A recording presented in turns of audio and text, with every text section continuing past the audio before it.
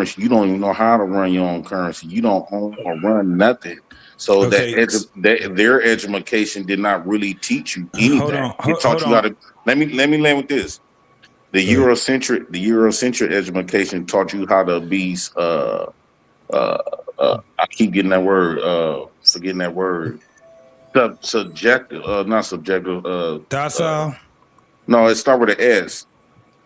Subservient. It taught you how to be, to go to the school, get an education, to work up under them. It never taught you how to rule.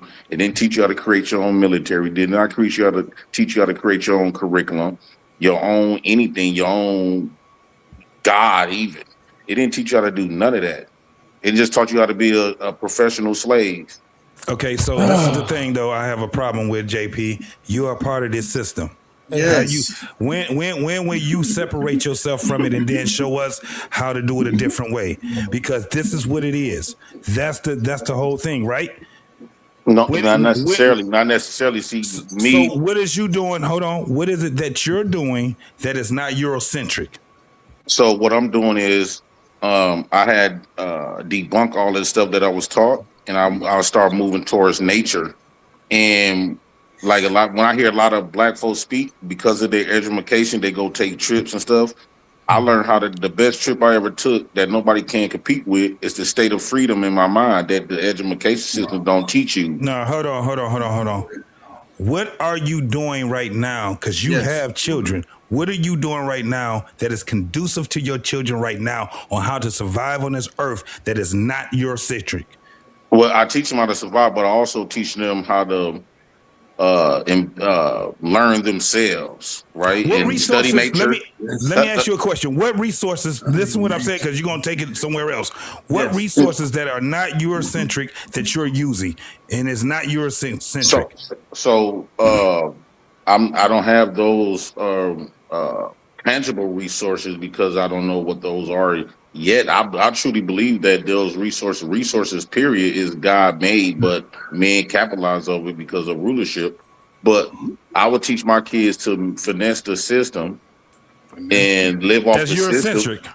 Yeah, Eurocentric. Yes, I would tell them. I would teach them to use it, manipulate it. But what I would not teach my kids is to value that and qualify themselves. You know how people say, "Oh, you reading at your IQ level such as."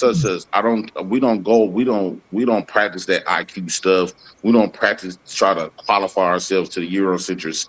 We don't need no white man to stamp us to gatekeep our intelligence. Okay, so let me just say this right here. Let me go over to the young brother that's above you. I understand exactly what you're saying when you are anecdotally doing something for your children and your family. But to tell us that we cannot highlight and point out the negativity that is plaguing our community, and not only our community, but United States, is crazy to me. I don't even understand how we can't. How the thing is that we've ignored this shit so long, where literally our children are stupid. I'm not just saying this. We're proving it. Even the adults. I'm not. What happened? Where it comes from, JP? It literally comes from the adults. Well, I'm not saying it's one of the reasons why is because the adults have been ignoring the plague in their family, not just the community. You ain't even got to go that far. Your family. We look at shit in our family and we ignore it. So if we don't advance the Eurocentric and we ignore it. I'm sorry to cut you off, JP. No, go ahead, brother. Go ahead. But no, and it's not that I'm ignoring the negative. I just want to be able to balance it out. You know, with respect to JP, you're saying education consistently. No, I'm not. He's doing it on purpose, though. I know he's doing it on purpose, but that's what we're giving to our next generation is doing that kind of stuff on purpose. You know, that's not okay. That's all I'm saying. And I'm not saying that I'm not saying that we can't do better. I'm just saying that if we're telling our children they need to get a good or great education, we really need to go to the bathroom. Are we really giving them what we need? And that's all I'm saying. That's all I'm saying. So I know the stats are the stats, but just like you highlighted with Mr. JP, I know me personally, I'm teaching my son how to shoot a BB gun. We got grapevines, apple trees, peach trees, and That's what's up. acres of food. Before I came here, which is why I thought I was gonna be late. We're picking strawberries and raspberries off of the vine. So I'm going through that stuff with my children. Now, honestly, my mom didn't necessarily do that with me, but she did share a garden with me and had me out there planting it. You know what I mean? And so I would imagine that my kids are going to be better than me, and they'll be able to give it better to their family. So every year, this is what I'm saying, every year we're progressively getting better. So as much as the stats, whoever the fuck created those, say that we're the worst, whatever, dumbest, whatever. We are. Really, this is the best I've ever been, but this is the worst you're gonna ever see me. That's the mentality that I give my kids. Yeah, but this is where I have a problem with what you're saying. Yeah. You're making it anecdotal and subjective to you and your family. Yes. Okay, that's the standard that I have for my life. Right. And I would say that should be the standard, right? But we know that that's not the standard. We understand. That's what I was saying to you. When it comes down to it, I get it. Your family, and you would be who I would be highlighting as the positive, and how we should have, how we should be able to fortify our family. The problem is that we don't have that, and what you're not understanding is that you're a one-off. No, he's not a one-off. He's not a one-off. He's not a one-off. It's not a one-off. Go ahead, explain it. Let me explain it to you. Here's what I think is what he's missing. Because I'm a baby boomer. Everybody hates baby boomers. Everybody hates baby boomers.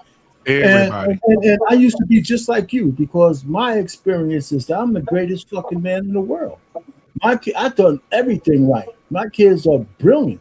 I'm married for 39 fucking years, and all that stuff. But what I have to admit, that out of 76 million baby boomers, I gotta admit that at least a certain percentage of them was fucked up. A certain percentage. So I know it's not all of us, but it has to be. It was enough to make a difference, especially if you extrapolate it through 60 years.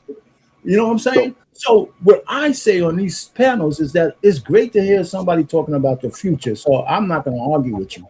We need more people talking about the future. But and you don't have to acknowledge this, my brother. But what I'm saying is, you're not wrong in what you're saying, but you got to understand that there's a certain percentage of our community that's fucked up. It ain't everybody, but it's enough to make a difference. So what happened? Hold on, because he said something, and he said that he agreed, and the whole thing was you just agree with me. What I just said. No. With you and Coach Ferg, I give you the chance, but y'all said he wasn't a one-off. It's enough to make a fucking difference. Yeah, and I'm telling you, it's way more people that's out here that's influencing a community of JT. younger folks, and they're growing. The problem is that you're right, but it's not a one-off though. You're right. He's definitely a one-off. No, he's not. In his age group, shit. He's one-off, bro. Shit. He is not a one-off. Okay, I heard JT saying he is. You saying he's not. Let's hear how. Just a second. I want to show y'all something. Let's discuss this real quick. T-Max, this is for you. Okay. Let me share this screen. I'm gonna let Coach Ferg. I want to look up this literacy. I want to look up this literacy. Okay. Look at this. Look what it said. The results mean that 83% of black fourth graders, this is the beginning of their lives. 83% of black fourth graders score below the NAEP proficiency benchmark in reading. Right? What the hell is this for me for? Hello, Asians 66, whites 44, Hispanic 22, black 17%. And they all stupid. The craziest thing is that they're all stupid. Who all has kids in here? Like, I just want to know. Just all of us. Everybody has kids. All of us. Okay, so did everybody's kids pass their last grade that they were in? I know everybody's different ages. Yes. Yeah. Don't get me started on that. Yeah. So may I say something to this? No, hold on, Jay Prince, because he just I said, know what he's trying to get us at, but go ahead. brother. Listen, I'm cool. Look, listen to me. Hold on. The kids today, the teachers, this is the most fucked up thing they've ever done in education. They said to the teachers, you're willing to teach and your scores depend on how you get paid. Listen to me.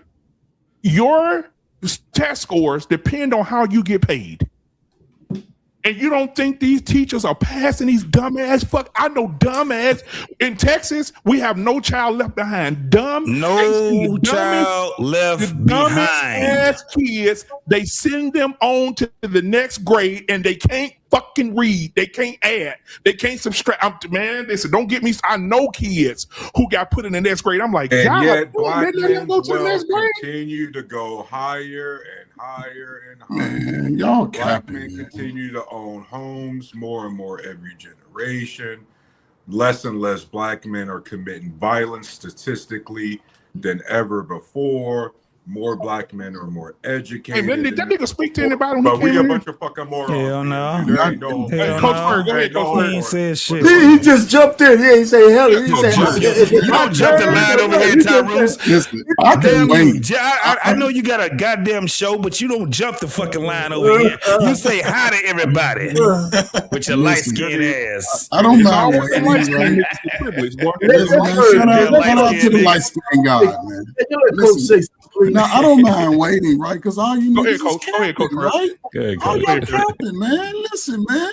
I ain't seen none of you niggas in no schools and no community centers talking to the little slow kids. I ain't seen y'all throwing the football with the babies and things and showing them how to tackle and run and stuff like that. Yes, if we focus on our own children, yes. By default, if we got the opportunity in mass numbers, I think the black child would be the smartest little creature on the planet.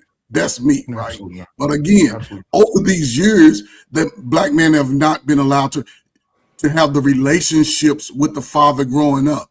JT talk about all the adventures he had with his father as a child.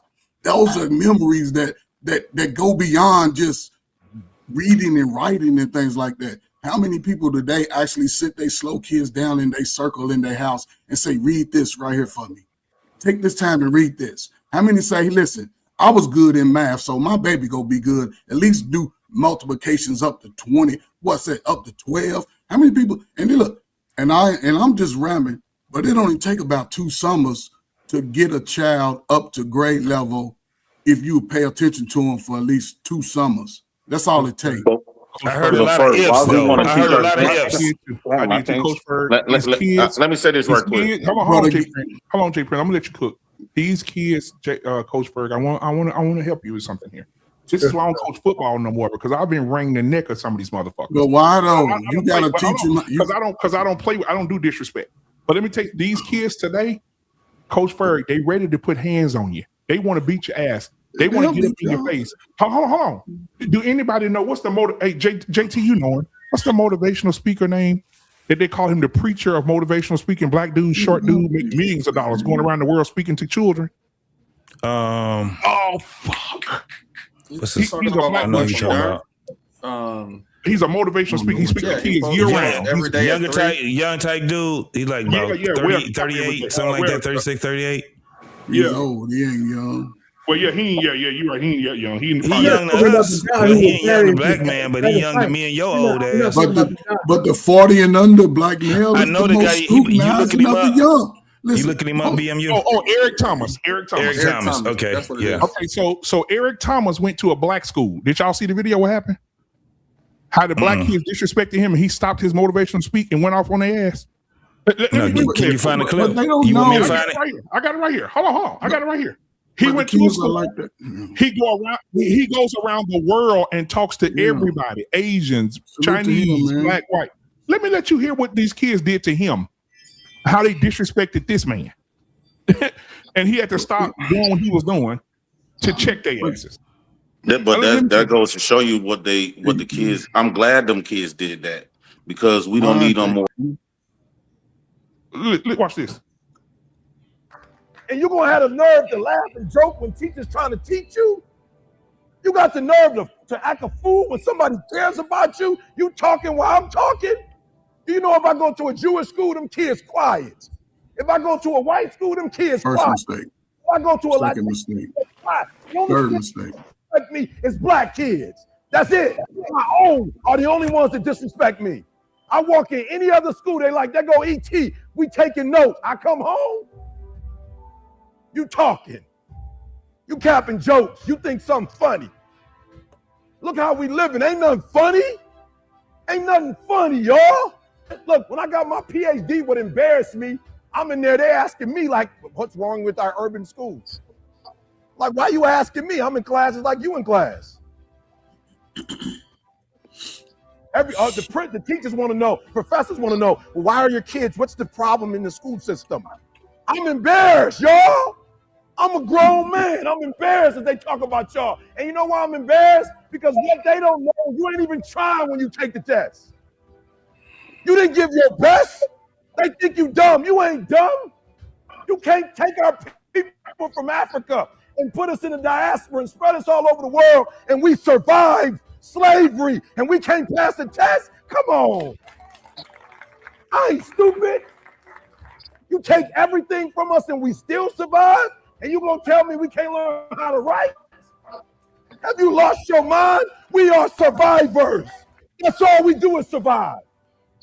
And you gonna come and tell me you can't take a test? No, you can take the test. The problem is when you take the test, you barely take the test. I challenge you to go in there and get that doggone piece of paper and that pencil and do your best. I challenge you.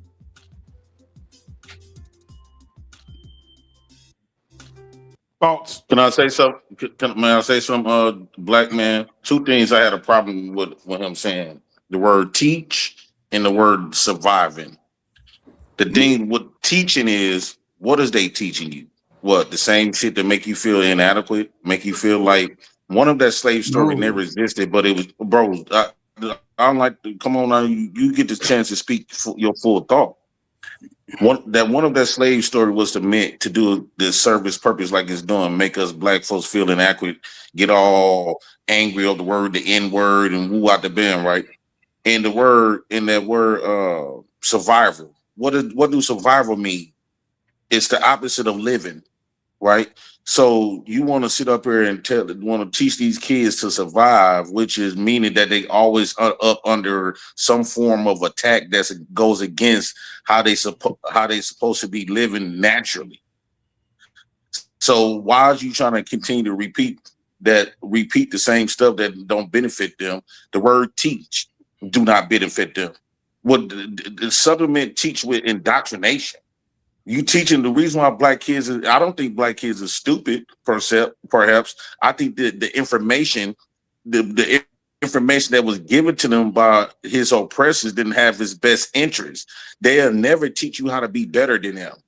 So why should we continue to teach our kids these curriculums that never taught them to be independent of the master, create their own environment, create their own rules and laws, they don't teach. You gotta learn, man. You gotta learn. You gotta learn. So he gonna keep talking. Okay, but y'all keep harping on why we got to keep harping on this Eurocentric education system that don't benefit. Never benefit. I'll land with this. It seems like I'm the only one got a clock to talk. I'll end with this. When I look at all of these educated black men and black women, what have it really done for them? Right? They come on here complaining about the stuff that people don't got the information, don't have to complain about. So their life is still in shambles with all that education. It's pointless. Now, Coach First. Prince, you really I got it. Come down. Them on boomers. Coach First. I salute. Give me that much time. I don't get that much time. I'm the boomer. I don't get that much time. Yes, you do, nigga. Listen, no, I don't. Go ahead, I appreciate the brother doing what he's doing, right? Because I've done what he's did with with 3 other schools at least 4 or 5 times, right? So it's not about what the young people are. That's just what they've learned to that point. And when you come in, you have someone that can come in with a different voice, and it's not about failure. It's about, okay, recognize what you're not doing. And I appreciate him dealing with the problem people. It's only a few little nuggets they're going to do it, but that's what young folk do. Hey, Coach, you said he made a mistake, though. You said he was up there. He made a mistake when he was comparing them to other races. That because in that moment, I definitely disagree with that. But see, they don't have they don't have a relationship with him. Now, if that message could be given to them 3 or 4 days a week throughout that school year, most of those students, even the ones that probably didn't take learning serious, would be some of the brightest students over time.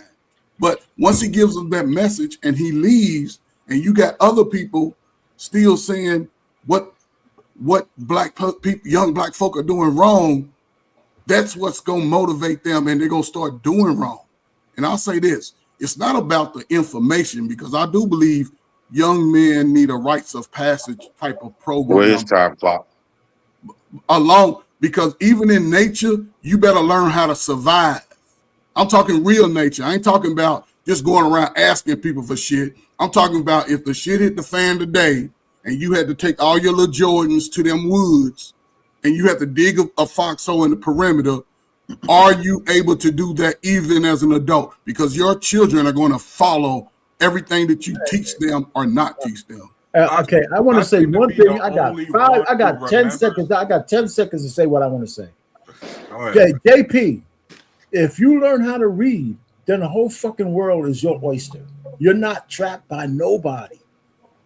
If read what though? Wait, shut up. If you learn how to read, then everything is your oyster. You're not trapped by Eurocentric or any fucking thing. If you know how to read, then you're free. That's what I think he was an old docile Mississippian man that don't still slave. No, it's you can ignore everything that y'all can sit up here and try to ignore everything that I'm saying, but the kids is showing you that the adults. Hold on, what's our pain? Hold on, you said 10 seconds. Well, I did 10 seconds, but you're refusing. Okay, so everything, so you could try your best to try to ignore everything that I'm saying, but the facts is in the pudding, right?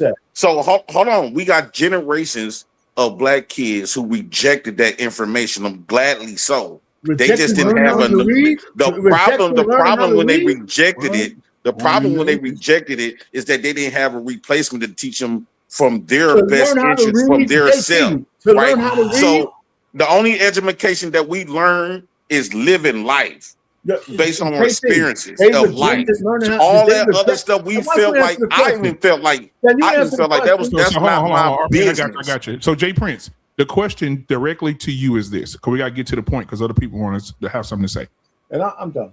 Yeah, but black man, before you ask me that, why do they always cut me off? But when they get to run their mouth and just yap all goddamn day, they don't have no time. No.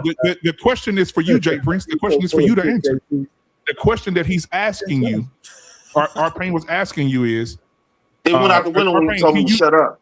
Okay, Arpain. Shut up, man. He did slide under that smooth though. Shut up. Arpain, ask him the question again. Everybody else don't say nothing. Arpain, ask him with all the stuff you're saying, right? It doesn't matter all the things that you're saying. I'm saying to you, if a person learns how to read, the world's his oyster, her oyster.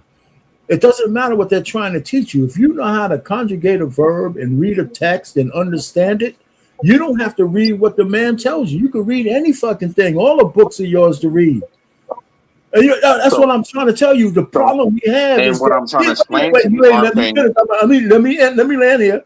If the kids can't read, then they're trapped. So I disagree with that, Arpain. JT, send me them videos. So I disagree with Arpain. The regular reading, the comprehension, send it to me. Okay.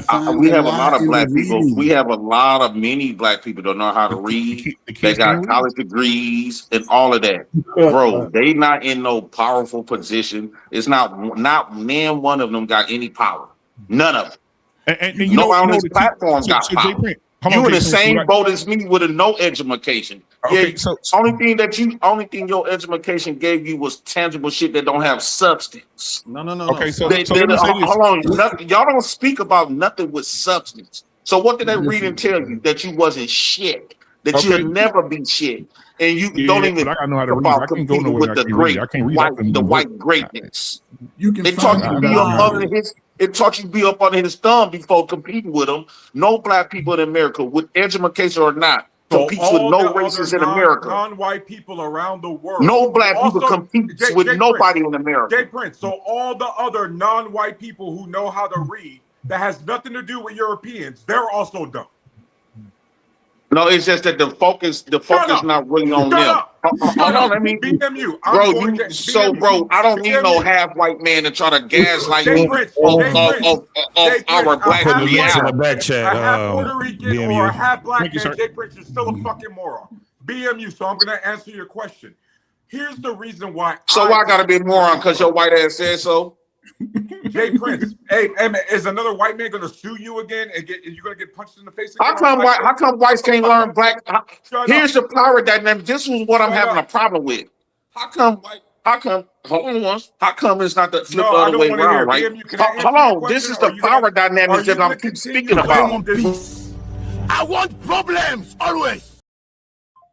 Okay, hold on, guys. Everybody, hold on. Let him One try to speak for the rest of black men, bro. One mic. Tyrus has a question. Yeah. Tyrus, ask your question, then we'll move on. Go ahead. Am I the only one up here who remembers being in that seat? It was only like 22 years ago. I'm 38, guys. Wasn't that long ago. I know you guys aren't that older than me. We're sitting there as teenagers, and that shit is going in one ear and out the other, no matter what the fuck anybody up there is saying. Not all of them. Why? Guys, I went to JFK High School, Cleveland, Ohio. That's an inner city hood school. Okay, guys? Nothing changes the fact, nothing that man up there on the stage is going to change the fact that we're still going home to the adults who didn't hear none of that. Do y'all That's not true. That? Let me That's finish. not true. Let me finish. Right? So you're saying all of this, but we're already in this fucking dynamic to begin with. You're comparing us to the same kids who go to school who looks like fucking college campuses. Meanwhile, if you guys look up what JFK used to look like before they built the new one, you couldn't tell the difference between that high school and a penitentiary. Right? And so let's be clear. That dude is walking and talking to a whole bunch of kids who exist in a school whose history books are probably 10 years outdated. Computers don't even fucking work. Right. By the way, anybody who remembers going to a hood school remembers that you didn't have substitute teachers. If the main teacher wasn't there, you just sat in the class by your fucking self. You know what we was doing? BMU, we was playing spades, playing tunk and shit like that, talking shit, because guess what? What else are teenagers going to do? BMU, no matter what demographic, do you expect teenagers to do the whole thing by themselves? That wasn't all schools, man. You get what It's Man, not black schools, boy. but I'm 35. I'm 35. I can remember that Black happening boys to didn't me, care not about having- that shit. Not having a substitute teacher, and we were just literally, Exactly, bro. We and kicked Jay the Prince, class. see, you agree with me. Wasn't no black man showing up as substitute I teachers? agree with that, but No, it's sir, the not in my nuance. school. Innately inside It was of black all boys. women. All women, It's- substitute teachers. All women. Innately is inside of When I black was in school. boys. When I was going to school, because I dropped out in the 9th grade, I didn't see myself in that That's education. because none of the women wanted to date teachers. Hold male on. teachers. Everything about education that was something great. It didn't represent me. It represent whites. It represent women. It represents America that they told me that was against me. So none of this shit none of that education made me feel good about myself, and none of that. So a lot of us in my ghetto, we thought you was a punk or gay if you a black boy that was set up in class and let somebody pimp you the way they do. in them schools. Teach you nothing but lies. Giving you this, make you chase after a dream, American dream. That same thing a pimp teaches hoes. Right? I think that every black person that goes to that white man's school is a hoe. Jay Prince, I got a question for you. So are you telling us on the panel tonight, and I want to move over to TT Max right after this question, but I want you to answer it briefly, all right? So you're saying that anyone who was in school who learned how to read is stupid. Is a hoe. I think they effeminate. Come on, man. Okay. That's why I would see the women, that's why black women read, because that's in nature for women to submit to anybody that's in authority. That's not in a man's nature to submit. So we should know how to read, Jay Prince, is what you're saying? No, it's not about learning how to read. You learn it from the gatekeeper of your information, your intelligence. It's people that want you dead. They hate your guts. Bro, they're not going to give you no. They're not going to give you no information. They're not going to teach you no information to make you feel great or be great about yourself. JP, you know what? Listen, some of y'all, listen, some kids are good at it's two things I'm going to say, and I'm going to be real quick. Some kids are good at math, right? Some kids are good with numbers, right? And you still have to learn how to read so you can discover the lie in what you read. And now, again, I went to school and we had reading circles. Crack era adults, y'all didn't have that. Y'all didn't have that. That was a different time. I had science where we actually dissected and learned we learned how to do things through numbers. I'm telling you, y'all came along. I don't know how old y'all are because y'all niggas be lying about your age. If you 45 to 35, you first generation crack babies, y'all came up with a time where a lot of people didn't care about you. No kid left behind. If you graduated under that, they didn't teach you the basic skills of reading, like Arpane said, subject verb agreements, math, numbers. They didn't y'all didn't get in cursive writing. But I'm gonna say this and I'll shut up. How many today are willing to go beyond what they learned? How many have? Because I'm sure everybody on here with a child is trying to teach their child to be a little better. But if you have that opportunity, you're not taking advantage of it. Bro, we don't win all the way off fucking topic. Hey, regardless, I don't see none of you niggas showing up at the school. Show up at the school. Black kids are stupid. That's what we're talking about. Right, here we go, JT. So this is. Oh, go ahead. Yeah, no, JT. So this is the thing. This is the thing that we. I gotta get off. I'm slurring my speech. It was good. All right, bro. My man. So listen. There's not a denial that our children are less educated than they should be, period. They don't have basic comprehension skills. They don't have basic arithmetic skills. They don't want to work. They have no ethics. None of this shit is what's happening right now.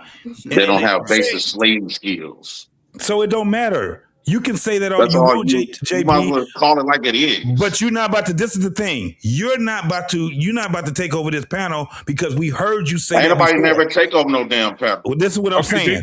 I got a voice like you got a voice. No. Hold on. But you. This is what you do.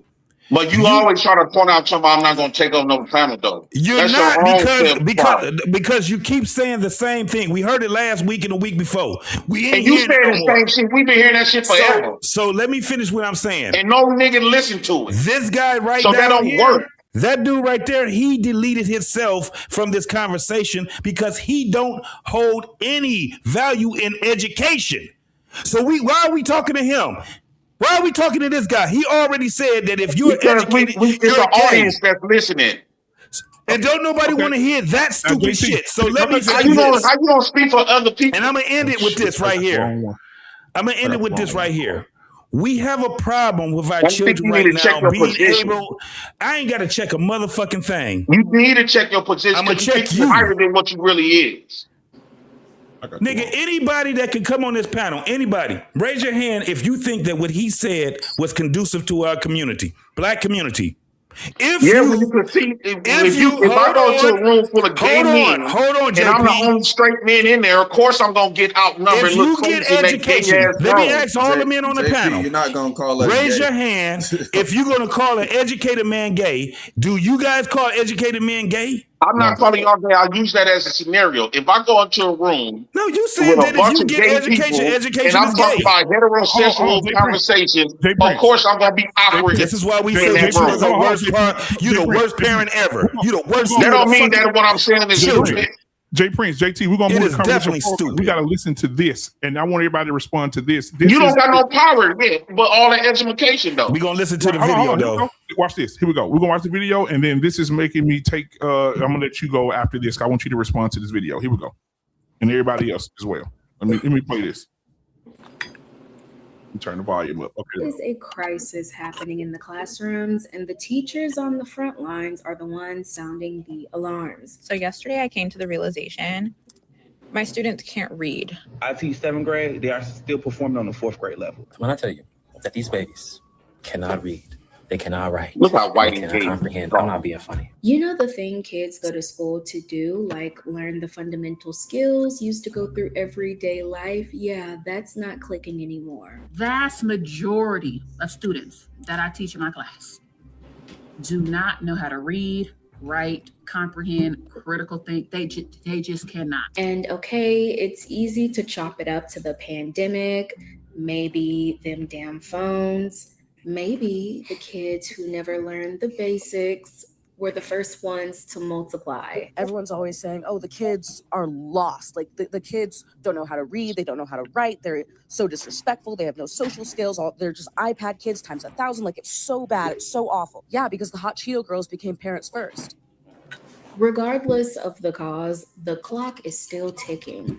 From kids to teens, almost young adults, they keep hitting more milestones. They keep absorbing content and trends meant for people twice their age, but their development isn't keeping up. You were a solid of those that were extraordinary, whatever, bro. She wore a, oh baby. She wore a silhouette of clothes that were, I don't know that word. I don't even know how to read. I don't know why. I'm sure you've all seen the videos and the TikToks. Gen Alpha can't read. They don't play outside. Brain rot. iPad kid. It's a conversation that's spiraling all over the internet. But in this video, we need to talk about the root cause of the crisis that no one else is discussing, and also how these kids were basically set up to fail from the jump. Welcome to the Girl Talk you didn't know you needed. And I'm not saying you have to subscribe. You're classy. I know you don't just give those away for free, but hopefully at the end of this video, we become bestie enough for you to take that next step. Now, before we say something, this is the extension of the video that we just watched, because I think this adds more context. There you go. Appreciate you, my brother. All right, here we go. A suit, clothes that were,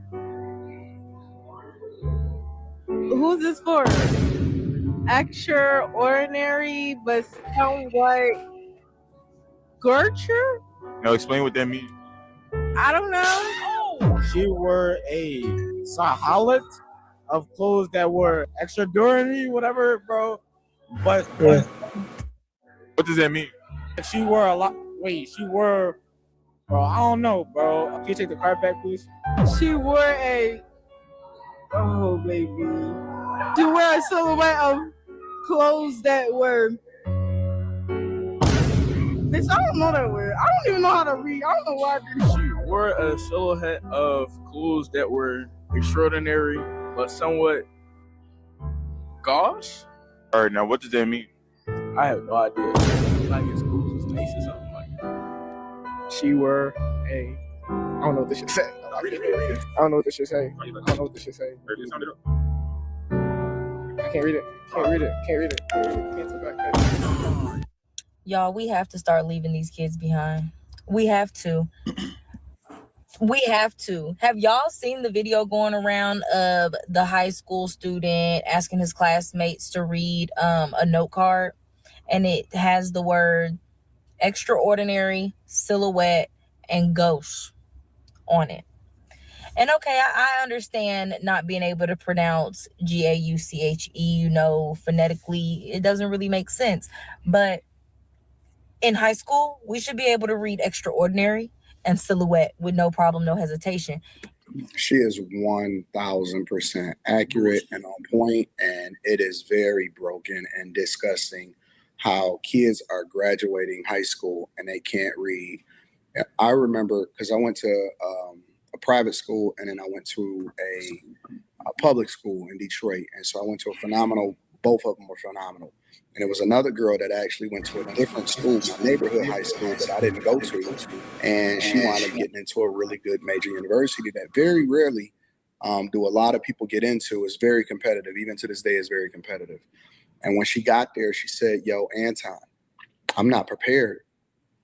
Like, she used to be crying and saying that she was not prepared for going to school there because she felt so much behind all of the rest of the students that was there, and she couldn't really keep up with them. This is 10 times worse. These kids can't even pronounce Extraordinary and Silhouette. Do you know how crazy it is to be in high school and not even be able to pronounce words? And these kids are just passing through. And so we did the No Child Left Behind thing. We did the pass them through and just let them go ahead. And I remember it was another story. It was a school down south where a kid that basically graduated valedictorian, and they barely could even read. They barely could keep up. When they got into college, it was like, yo. And that's one of the reasons why a lot of kids drop out, is because they can't read. Their parents are not on them. We'd rather celebrate prom than we celebrating people being able to read in your college admissions and graduation. And so, I know a lot of people like to hate on test scores and say, hey, you can't score well. And so that doesn't necessarily mean that you're not good.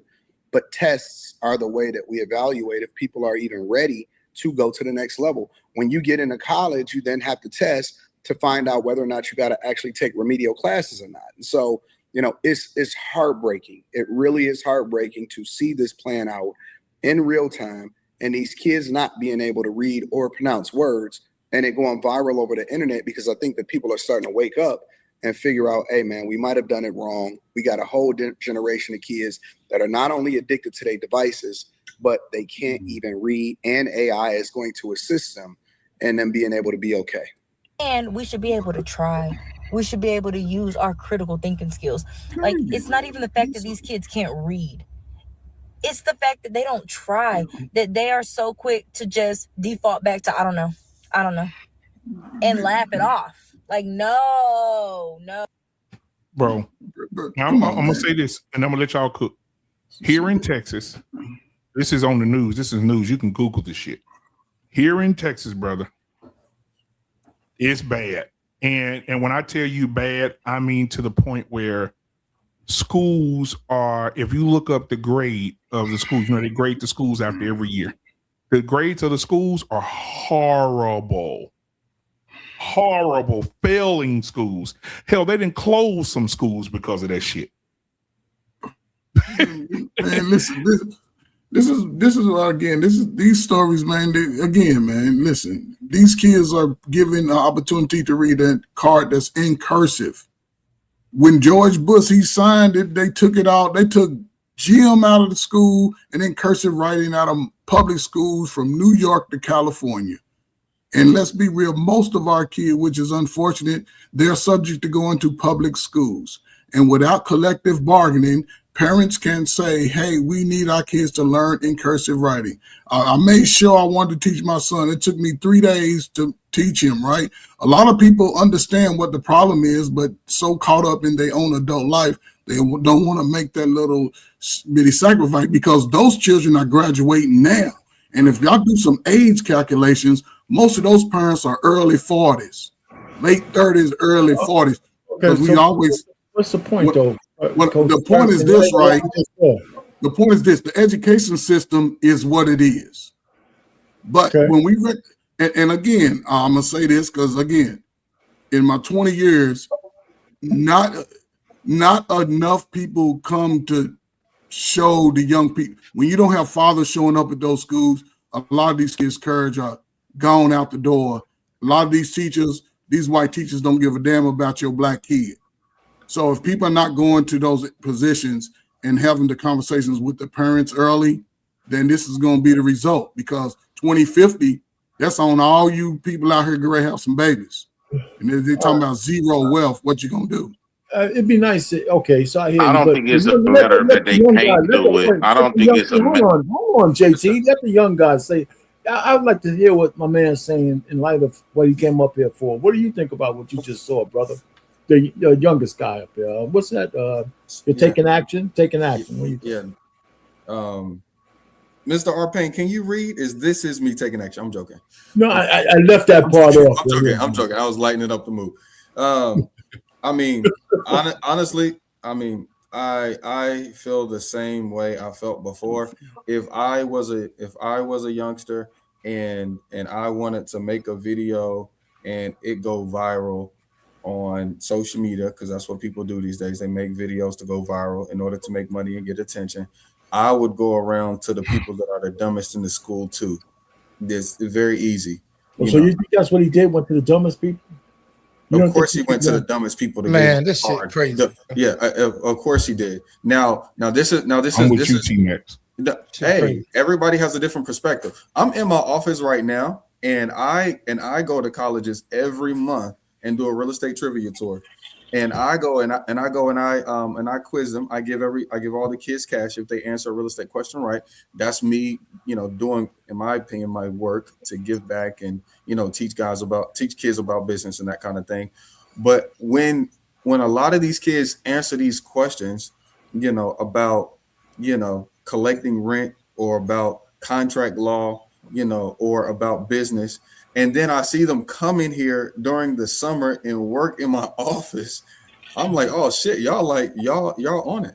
Matter of fact, one of my interns just posted a video for me. And one of the things I always check her on is the grammar that she uses whenever she writes out my description. She's solid. Now, are there kids that's behind? Yes, absolutely. Clearly, their parents are probably busy working and they don't have a lot of time to read to them or listen to them read and then ask them comprehensive questions. I know, I literally, like I said, I just spent time talking to my kids before I got on here, and actually watching these videos make me ready to go back home to talk to my kids more, just to be quite honest. But I don't ask you a question. I don't think that's a school system. Man, hold on. You don't tell me what the fuck to do. Well, So can I ask you a question? This is my this is me taking action. Let me ask you a question. Let me ask you a question. Well, we got it. So do you think that education is more? No, fuck him asking a question, man. He shut the fuck up and let him finish. Hey, fuck let you. Him finish, man. Yeah, man, let him finish. Shit. Hey, I can answer a motherfucking question. Were you done? Were you done? This is me taking action. You done? He wasn't done. I'm ready to hit a question at this point. No. Before Jay Prince go, come light in the mood real quick. Jay Hold Prince. on. Hey, black man. I can't. What's up? All these motherfuckers be trying to mute me and shit. Fuck him. Hold on, Jay Prince. So I just looked this up, guys, and this is for T-Max. This is for you on deck. I looked up just Texas because somebody in the chat wanted to challenge me. So I wanted to make sure. Hold on, JP. I want to make sure everybody understood. Here in the state of Texas, there are 9,084 schools. Out of the 9,084 schools, 3,028 of those schools are failing. Let me say it again. 9,084 public school campuses are in Texas. Out of those, the ratio is 1 out of 3 schools are failing. D's and F's. They've graded the school D and F, failing schools. 3,000 of them and 28 of them are failing schools. Mm-hmm. Well, should you grade them boomers? So hold on. So the question is for taking action. Hold on, Jay Prince. So how do you feel about those statistics in the state of Texas, one of the biggest states in the United States? I feel like I should have. Man, he think everybody around there making content. That's what he feel like. He feel like. So T-Mac, go ahead, T-Mac. I'm just looking at the parents. I mean, I don't know what else to say other than that's great. what we said from the beginning. But then you start making excuses, talking about like all the good.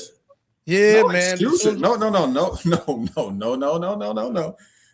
All I did was it was negative, and I just balanced it out with one positive because I was just letting y'all know that. Hold on. This is a problem. Look. We all are content creators in our own right. Yes. So at some point, I got to ask you this question, my brother.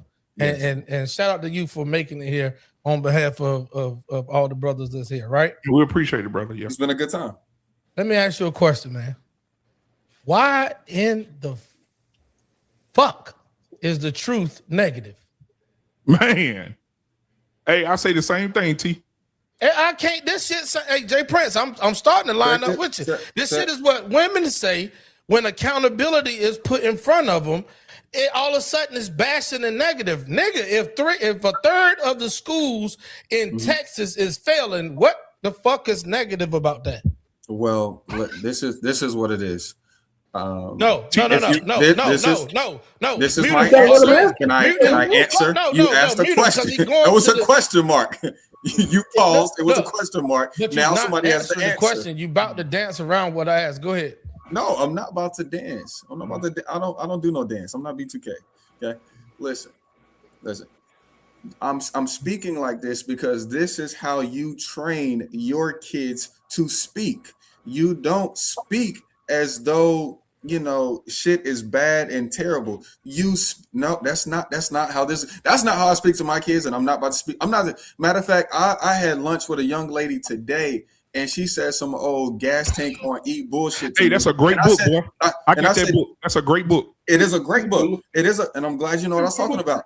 And I said, I got no more excuse. That's a better great not book by say Tony no Evans. weak. This is what I told her. I said, you better not say no weak ass shit like that in front of me again. Otherwise, we're not going to lunch. I don't allow people in my space. I don't care if you think it's a fact that that black kids are dumb. I think it's a fact that I need to be in front of those kids, teaching them, better reading skills, better confidence skills. So I'm going to speak from that particular thing. Now, is it a lie that some kids need help? No, kids do need help. But I promise when I get in front of them, they're going to be better. So that's the way I've trained my mind over the years to think, and I'm going to continue to think. May I ask you my question now? This is me taking action. Yeah, go ahead. May I ask you my question now? Sure. First off, we don't need to hear from the old boomers and plus because they wasn't around. The men especially, they wasn't around to even know what their kids was doing, the sons or the girls. So they shouldn't have. They got bitched out of their home. So they wasn't there. They didn't choose to be there. They didn't fight to be there. They decided to fight for another man, his kids, his family, his organization. They ain't fight for their own. So they need to shut the fuck up. No motherfucker want to hear them. Secondly, to the question, do you think when it comes to education, do you think it is really cultural based, right?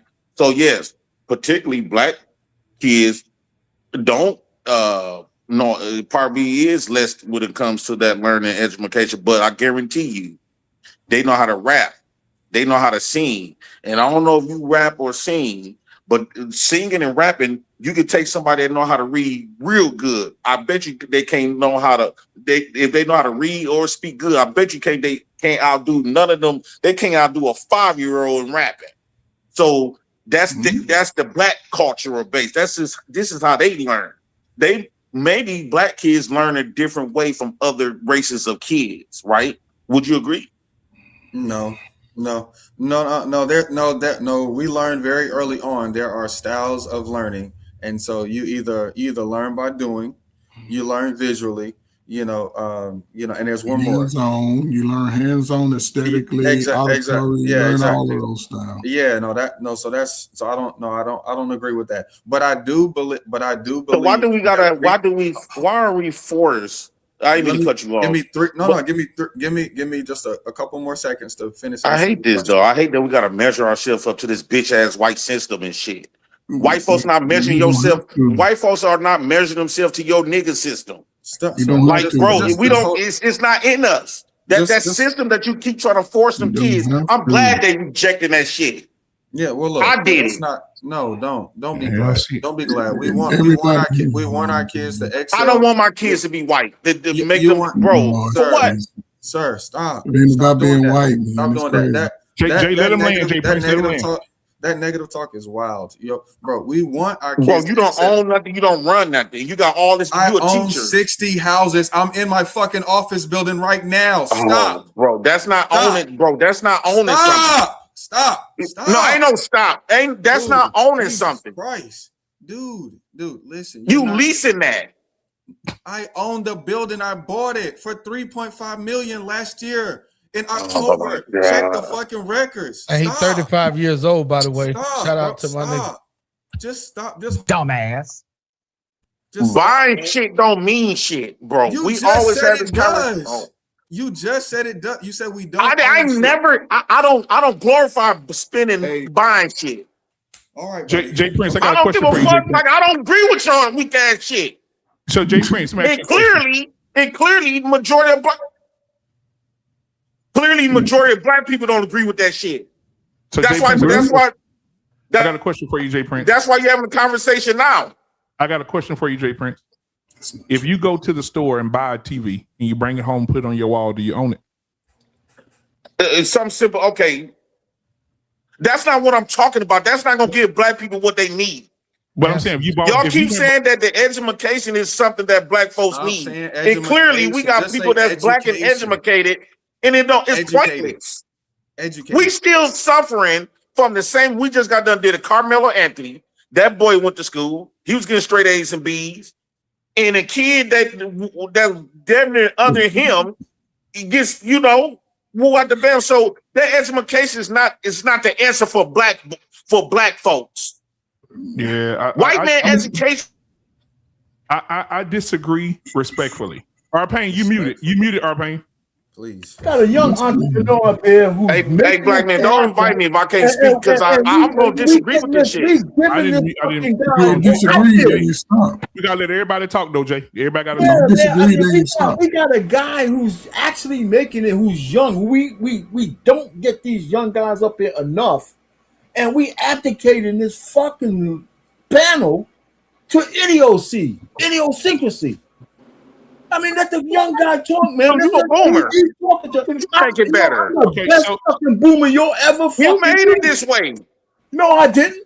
No, I didn't. You a boomer, right? Yeah, just because I'm a boomer don't mean I made it this way. So you motherfuckers, Coach Ferg just got done saying y'all the one failed us. You know so you need to shut the fuck up. What the fuck? If you the one that failed us, you need to shut the fuck up. You weren't there.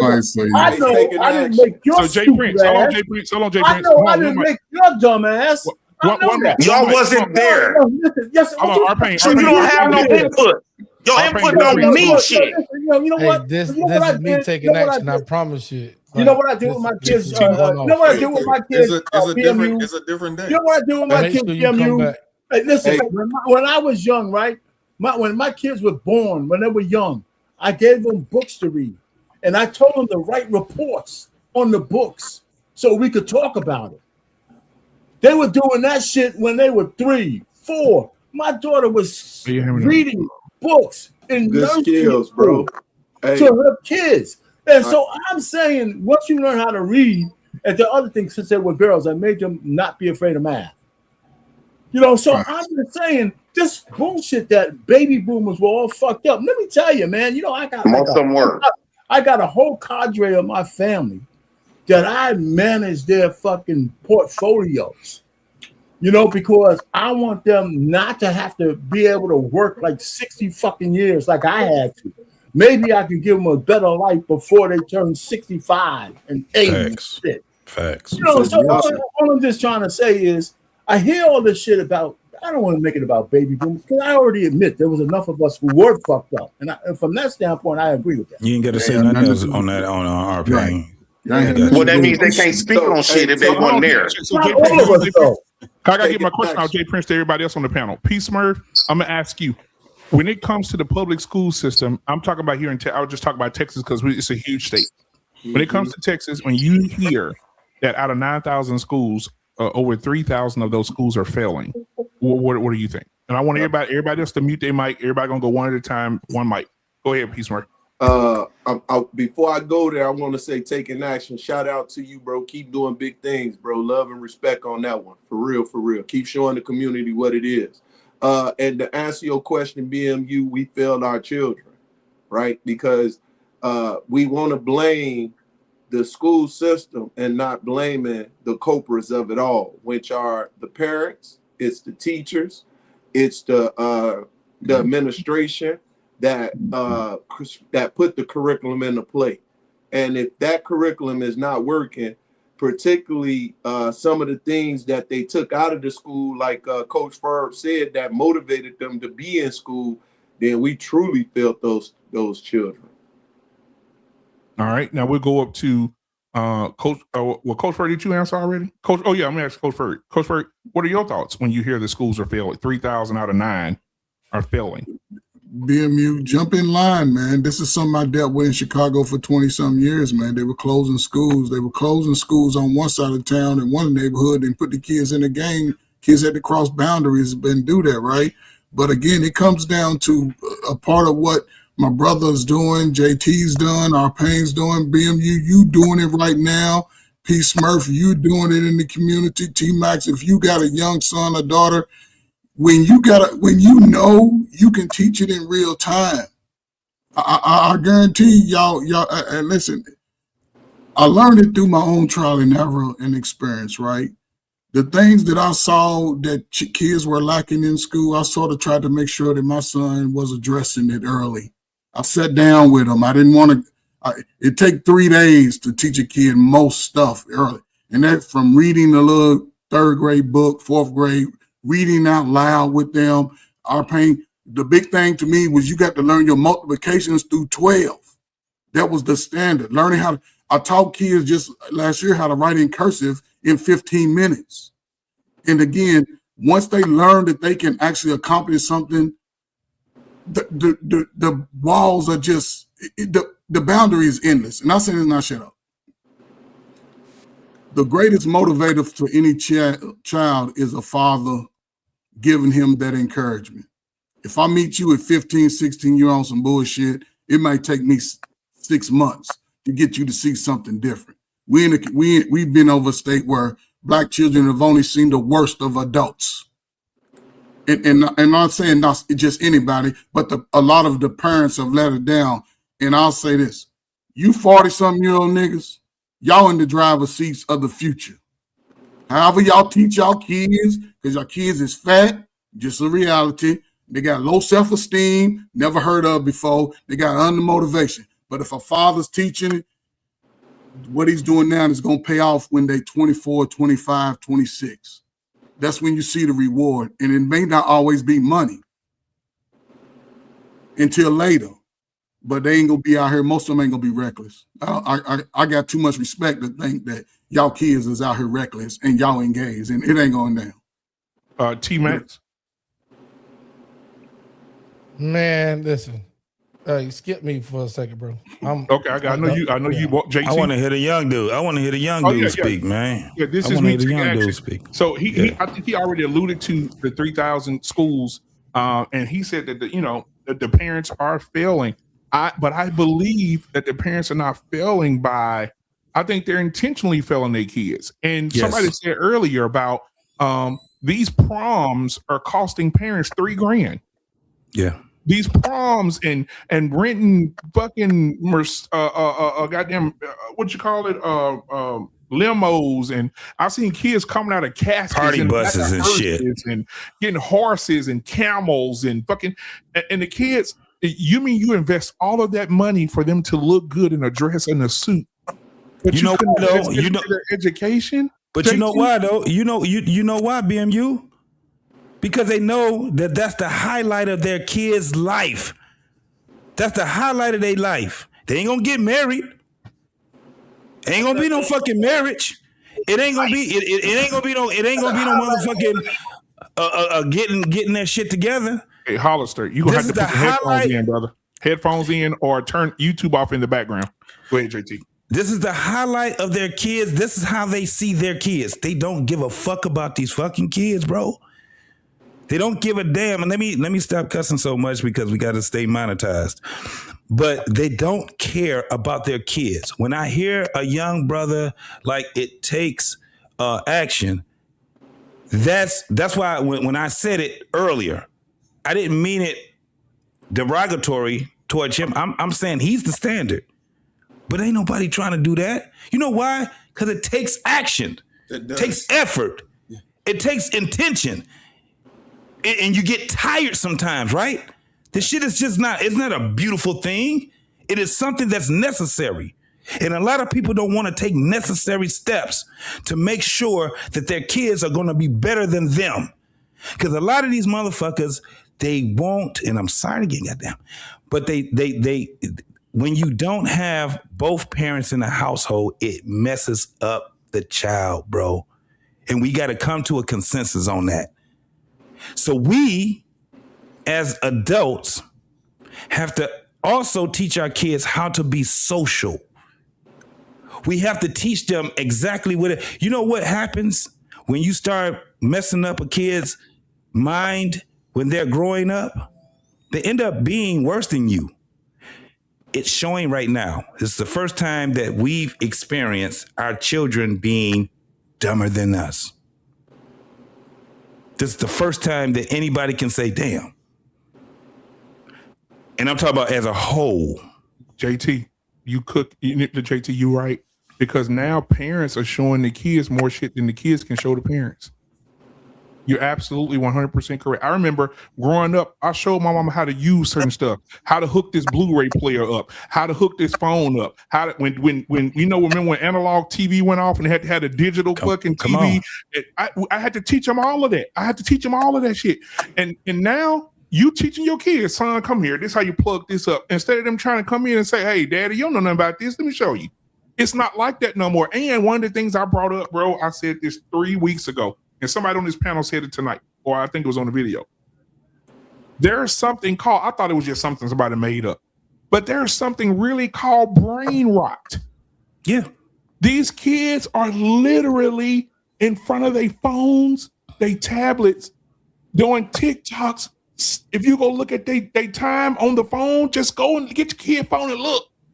10 hours flipping through shit and going through different emotional changes in those 10 hours. Think about this. You watching a TikTok video where a girl is hugging a puppy.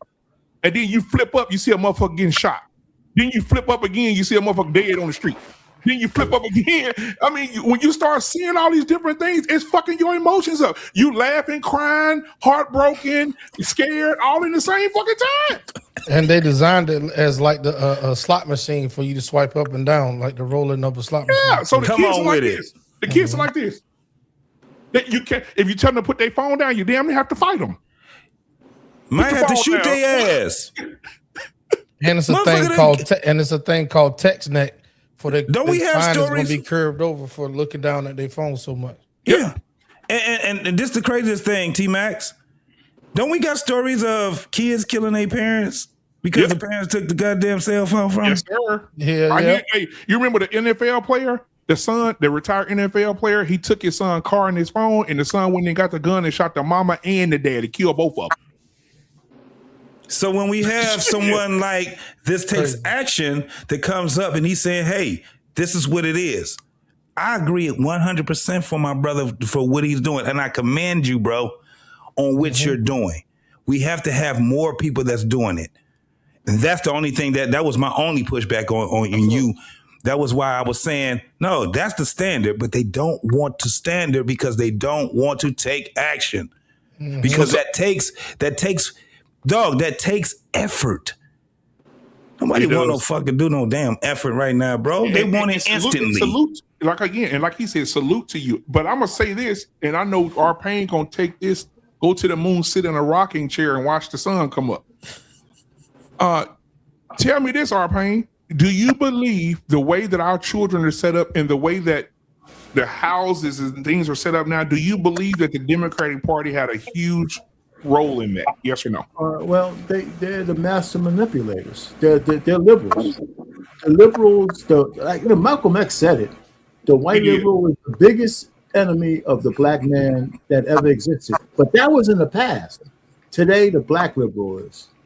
Today, the black liberal is our biggest enemy. The Al Sharptons, the D.L. Hugleys, all of those fucking guys who keep us on the plantation, who want us to be afraid of our own shadow, who want to keep us being afraid of our own shadow, the Jamel Hills, and all these fucking people, saying that we should be afraid of every goddamn thing. Now, I'm not saying you need to be a Republican. I'm just saying we need to be independent thinkers, and we got to get off the plantation. Because you know what? You know what's stronger than the shackles that had us in slavery back in the day? Big books. the mental shackles that have us trapped right now. But there you go. Yeah. So So information man in the building tonight. What's going on, my guy? Hey, what's going on? How y'all doing? Real good, my brother. Real good, man. What are your thoughts? Brother? I know you've been watching. I saw you in the chat. I appreciate you, brother. Your support. So I don't get the chance to speak my thoughts on that, or no? Oh yeah, you can. You can. I was just inviting information man. He just came on the panel. I'm gonna let him say something. Then you can jump in, Jay Prince. Information man, you've been watching. I tell you in the chat. What are your thoughts? I think our kids do have problems, but it's also a byproduct of what's happening in our society today. I was just doing some reading, and they were saying that students across the board, across race, there's a lack of reading comprehension today. A lot of these kids, as they might have done in the past.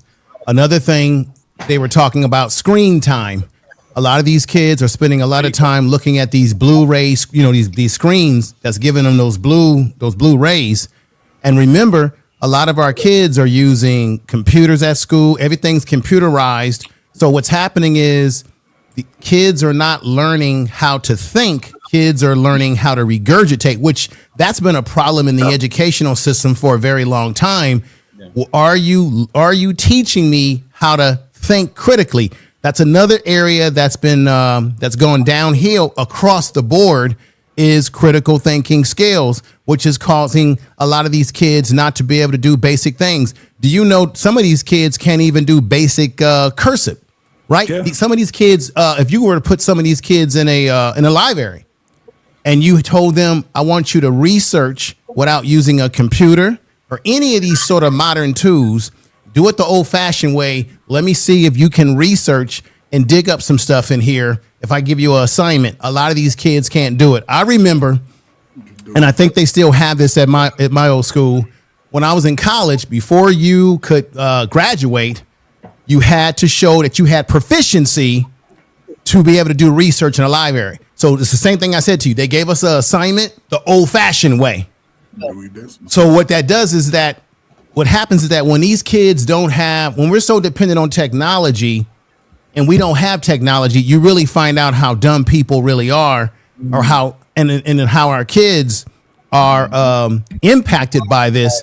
But I also have to say, as parents, we have to also get off our asses and get more involved with our individual families and our kids that we are responsible for.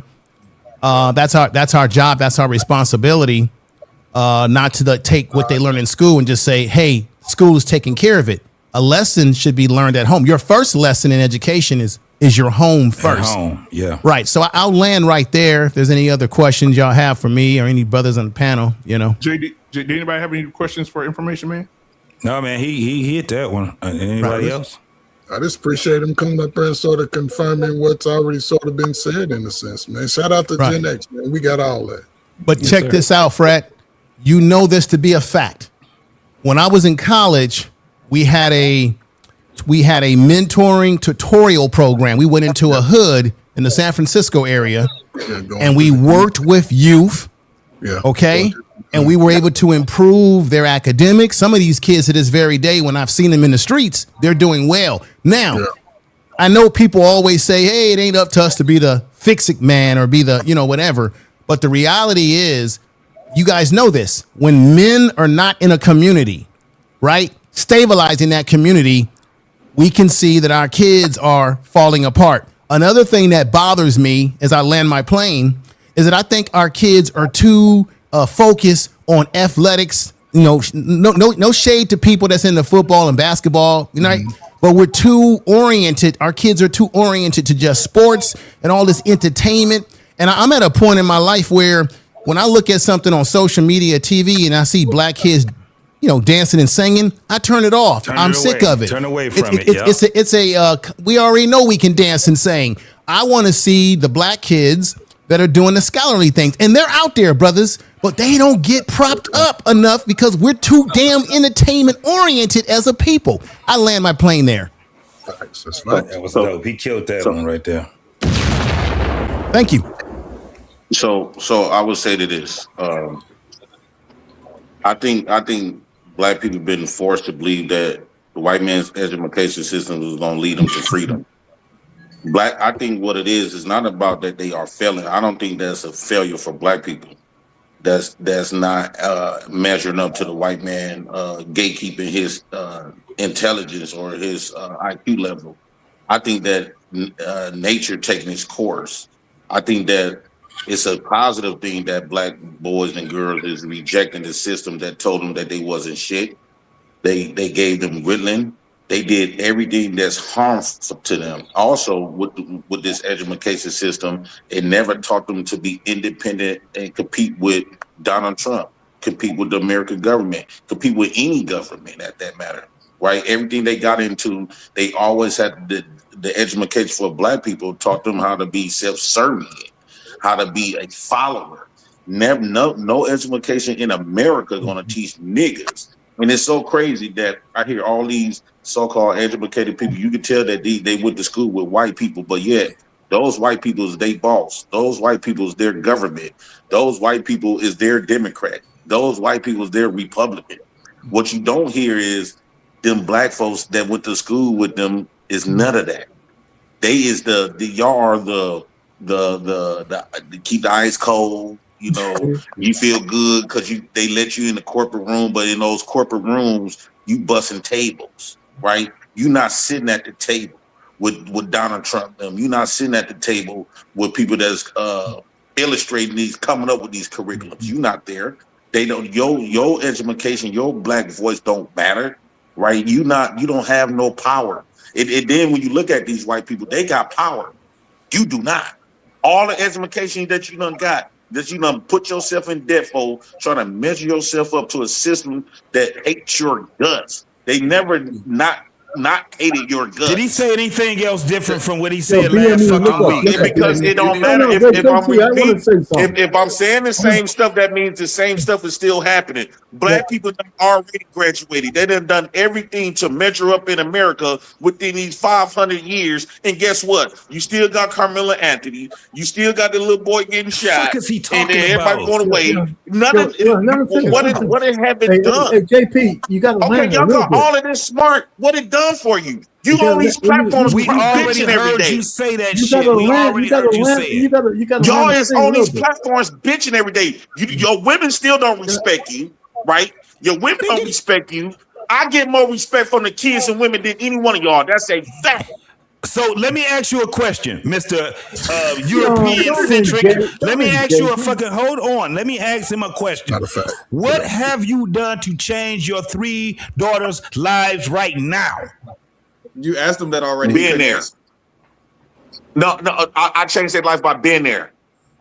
That don't change their fucking life. Hold on. I'm finna explain it to you. You ain't left this country yet. Everything that you're doing is Eurocentric. No, I'm about to explain it to you. Plus, you own fucking welfare. You're using the Eurocentric system. Why y'all keep muting me, though? Ain't nobody muting you. Oh, yeah, ain't nobody Jay, go ahead and Jay Prince. Jay Prince. Bad. Let me ask you a question, brother. This is a simple question, not to bypass everybody on the panel. Let me ask you the simple question. Do you pay taxes? I'm giving my daughters the presence of a father that majority of black women didn't never have. They never have experienced a black father. That's one. I'm also giving them insight on how to treat them. How, like, you know how y'all be coming up here complaining how the women don't take y'all direction, take y'all leadership. Guess what? My daughter and them gonna be used to taking leadership from men. Why? Because they was raised from their father. So a lot of these women that y'all done marry didn't have that, right? They had mama in the government. You so don't when they know that. You, No. You don't like to be interrupted, bro. No, when they get with somebody like you, either. I don't like to be lied on either. You did this last week. You did this last week. It don't matter. I can say it for 50 years until it changed. Come up with something. That means it's the truth. Information man say he got a question for Jay Prince. He asked you a question. Nah. Yes. My question is that a lot of times black people complain about, we're in this system. We were born here, right? If you pay taxes, Jay Prince, we're already indebted into the system. The time that you were born into the world and you have a birth certificate number and the whole 9 yards, they already got your ass. So this whole thing about, why y'all going to school? Negro, you paying taxes. Negro, you going out into the world. So you accept defeat. But no, I didn't say anything about defeat. You sound. Listen, I'm gonna say it to you respectfully.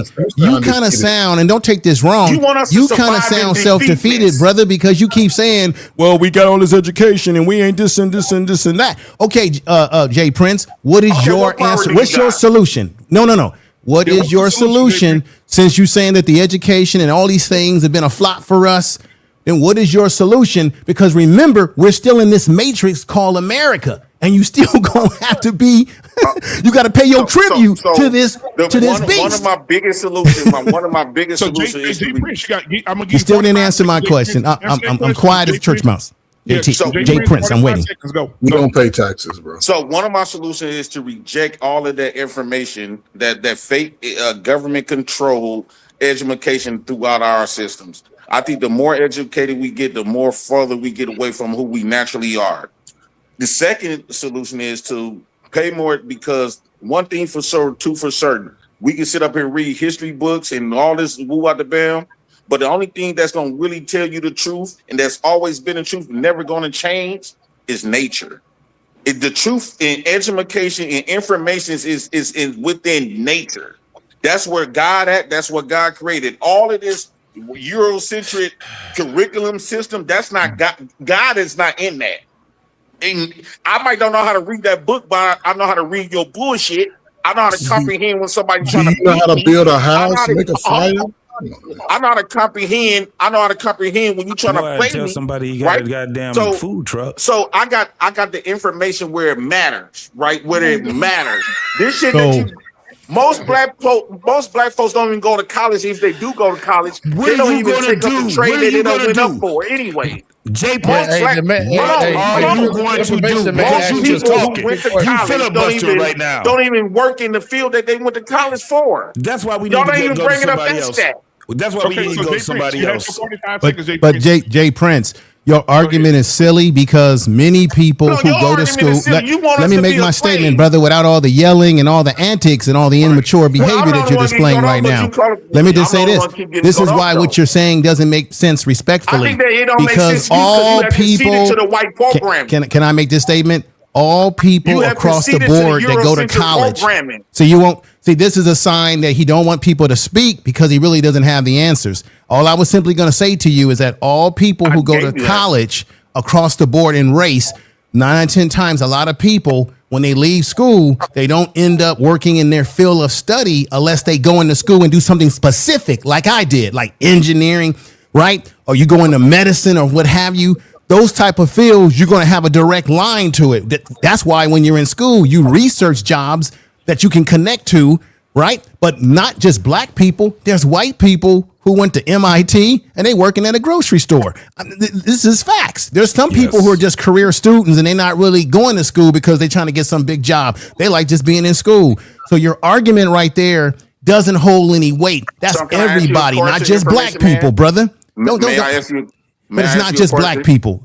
Yes, sir. We talking about strictly black folks. May I ask you a question? You said right, but you said something that was not correct. So you went to school for engineering. You went to school for engineering, right? I didn't say I went to school for engineering. I gave an example. If you go into a specific field where you have to get a certification or a license, then you have a direct pipeline potentially to that type of job. So what did you go So to when school I went to school, man, I studied to be a kinesiologist, right? I took psychology. That's like becoming a physical therapist, but I went into mental health. So I'm a mental health therapist. I've worked with kids. Currently work with guys in the prison system. I've worked with older adults, youth in trouble, troubled youth. And that required me to do what? Have internships, have certifications for a direct line to a particular type of field. Now, but I don't want to get all in that. My whole point of just saying that it's all race of people who can go to college and may not end up doing what they did with their degree. So don't just make that about a black thing, brother. That's all I'm saying. Information man. Let me ask you some questions, right? So let's just say do you know any black engineers or black people? Yeah, I know a whole bunch. Matter of fact, this is the engineers, right? Yes, I do. This is why I know. No. Let me finish. I'm asking you a question, man. I'm going to answer. The reason why I know a lot of black professionals is because of the organization that I'm a part of.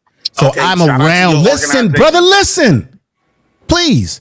I have been in the room with black men that are doctors, scientists, what have you. A lot of people don't even know that a black man created the what was it? The last element in the chemistry chart, which was a man-made element.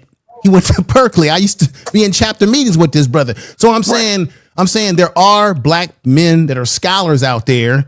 So that's all I wanted to say. That's all. I've been around them. I know a lot of engineers. I know people who are part of NABA. You know what NABA is? It's Black Engineering Organization. Hundreds of brothers that's in that. So you don't want to talk a fucking lot.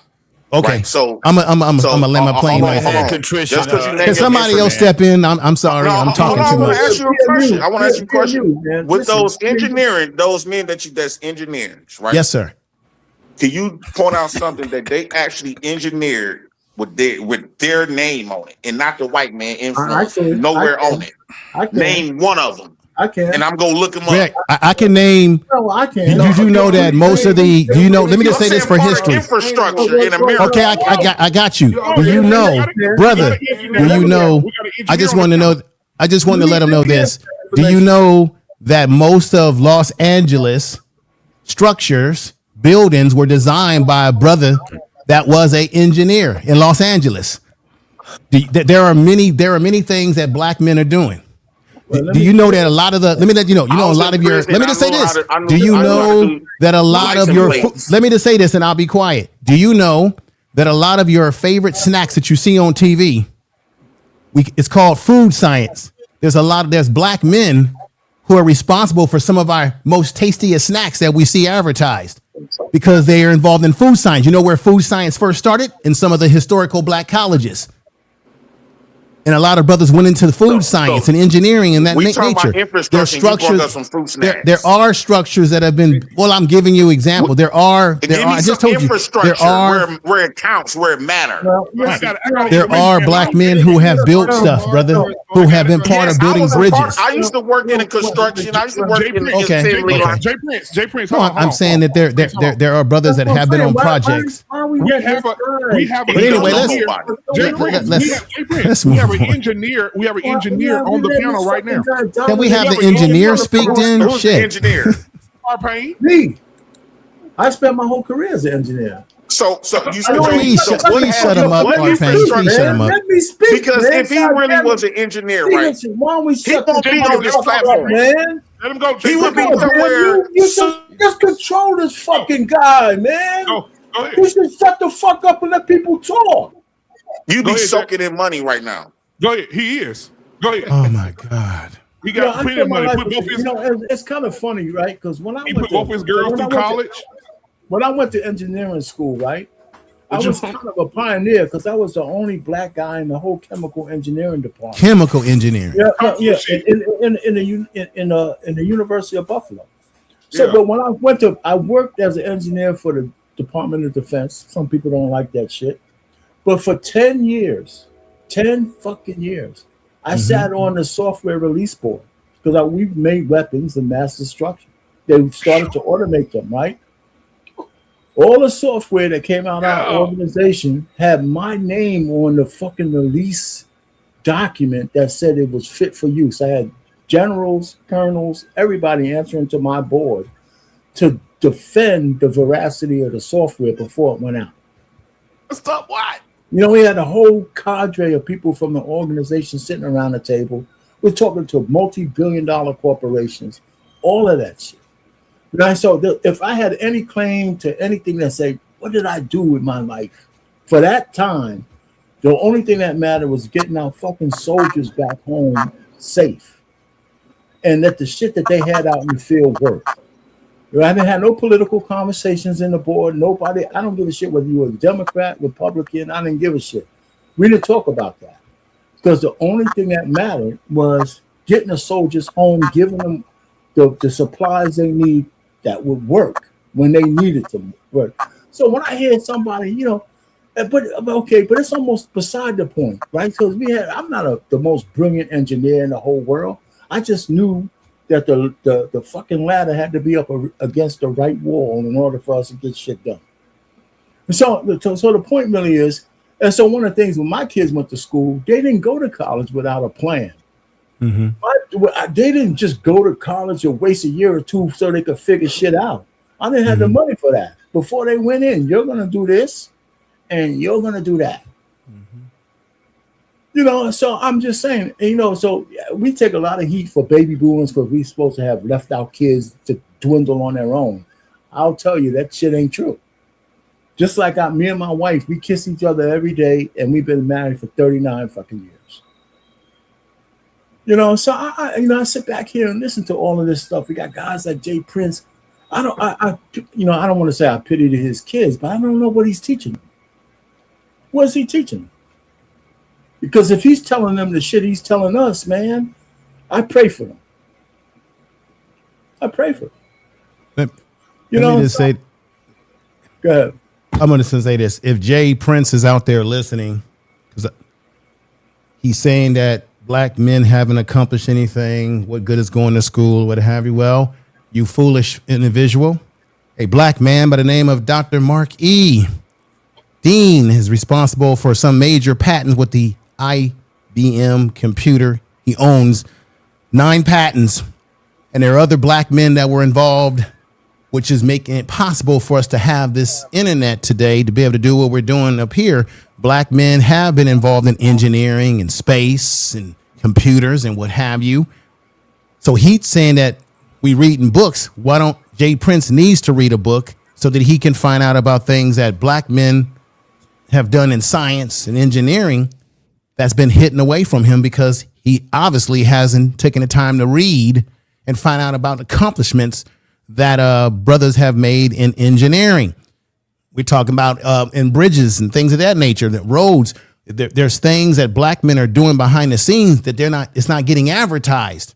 But you just assume that everything in the world that we're living in was made by white folks. Bullshit. The elevator doors made by a black man. The third rail on the train, a black inventor created that. The ice box to keep your food cool. Huh? There's so many things that we have. Everything. The traffic light. Gary, yeah, Morgan. So there's so. Transfusion. Thank you, Yeah, Dr. Drew. So, and you should know Dr. Drew, brother R. Payne. He's a member of your organization. So there are tons of inventions that are responsible for why we are functioning as a society from a technological point of view. Okay, so Jay Prince, wherever he is, he needs to pay some tuition and go to a class and learn some history. All right, 1 second before y'all go. Real quick, a tribe called Let me Harris. add one thing before you go on, BMU. Before you go on, let me add one more thing. You remember Dr. McNair, who passed away in the space shuttle? Right? Mm-hmm. You know, he was at Cornell University. Wow. He gave a speech to the National Black Engineers. And I was at that particular speech before he passed away in the early 1980s. So I drove down from Buffalo with a whole bunch of students. We went down there to talk to him. Guess who was there as well? Minister Farrakhan. He was rebuilding the Nation of Islam, and they were in disarray. He was trying to rebuild it. I'm telling you. So I remember all of these guys, you know. So when I hear people, you know, and unfortunately he passed away in a space shuttle. So I met him. You know, so I mean, there you go. I mean, I'm just saying that a little bit of history. You know, it's kind of funny, and I'm gonna shut up right here. When you live through decades, you gotta bear with the old man when I have memories of shit that happened, you know, 30, 20, 40 years ago. I mean, I can't help it. It just happens. You know what I'm saying? And I hope for every one of you, when y'all get to 60 and 70, you're gonna have one of the things you're gonna do is you're gonna live life not live life in retrospect, but you are gonna remember shit. And part of your life going forward is looking back on the things and the decisions you made and the people you met 10, 20, 30 years ago. And that's just going to be important to you. Now, I'll say this, R-Pain. You brag a lot on your age, and I know you're older than 60 because I'm familiar with scripture, and it says that you were there. You're one of the barrel holders that Jesus used to turn the water into wine. That shit was good too, man. It was more like Boone's Farm than anything else. Yeah, absolutely. He said, a tribe called Harris, man, thank you. They gifted one black man on filtered membership. I appreciate you guys so much, man. If y'all have not went over and subscribed to their channel, please do so, man. Husband and wife over there doing the work. Right. So man, and guess what? I wish they were here tonight. They got a show live right now, and they supporting me, so I appreciate them. But they homeschool their kids. His wife stayed and homeschooled their children. Absolutely. And he and you know, they did a lot of great things. And so for them to, you know, I would love to have them talk about this right now. Because I know his wife don't play no games, and she got a show that comes on, I think, every Sunday called Shame. And she's shaming the hell out of everybody because these kids are the way they are. So if y'all haven't went over there to their channel, man, make sure y'all go over there and do that. They're not bullshitting over there. A lot of people steal from them too. A lot of people steal stuff and take it to these bigger channels and use their stuff, and they never get any accolades for what they do over there. Also, one of the things that I remember that he said was the reason people keep talking about things is because those things are still happening. Yeah, they're unresolved. Unresolved. Yes. Yep. So anyway, back to the conversation, man. I wanted to get we got Hollister in here. Yeah, not Dave Hollister. You know what I'm saying? Hollister George. What's going on, my guy? All right, how you doing? Hopefully you can hear me. Can you hear me? Man, Locust, man. We got you, brother. Yeah, we can hear you, brother. Can hear you. All right. Yeah, I started watching on my phone, and I was listening to Brother JP. And I had wanted to jump in because, and unfortunately, he looked like he didn't tapped out. But the prisons are full of people with that mentality, and I was one of them, right? I have a little different history probably than most of the people on the panel, and I salute you. You know, you gentlemen. I feel like you're the standard for Black people, and what's generally shown out in the public, you know, we get the worst element of who we are. Basically, is represented. And unfortunately, even the people that try to or think that they're imitating us, they imitate all the worst, right? And don't recognize the real that's going on. And in the communities, unfortunately, in a lot of, especially the poor communities, that mentality that Brother JP had is exactly why the schools are failing. We don't value education, right? So we don't value education. We value the thug, the type of talk that JP was talking. He said that he get more respect, you know, he'll get more respect than you guys would. And I would tend to agree, but it's for the wrong reason, right? You're going to get respect from people who actually want something from themselves. He's going to get respect from people who are not doing anything from themselves and feel like, okay, I can put my failure off on somebody else, right? And so again, I feel like there's a lot of work to do. I don't down him at all because, again, like I mentioned, I did time in prison. I did 21 years in prison. And I was a youth. In my youth, I thought the same way JP did. I know that the prisons are full of people talking that talk, the white man's education, all this nonsense.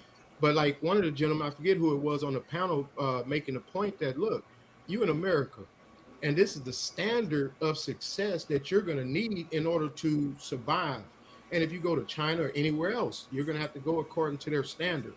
So it ain't about a European standard and then a Black man standard. It's about the standard that's going to be geared towards success.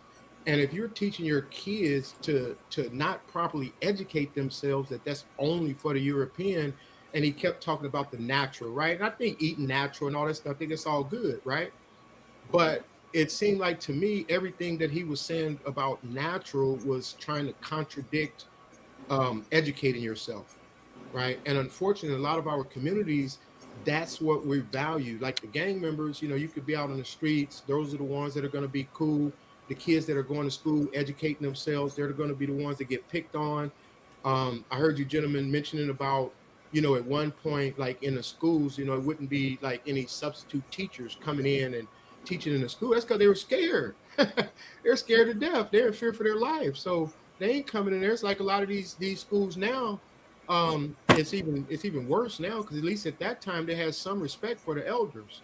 Like nowadays, they don't care, right? And so, you know, basically, I feel like it's going to take a change in values, right? Like people, you know, like this podcast, like being more popular. Like that's the thing that's actually people are looking at and that's being pushed as opposed to a lot of the other stuff. You know, so I watch a lot of prison channels and some of the channels that talk about, you know, like gangs and all this stuff. I watch that stuff too.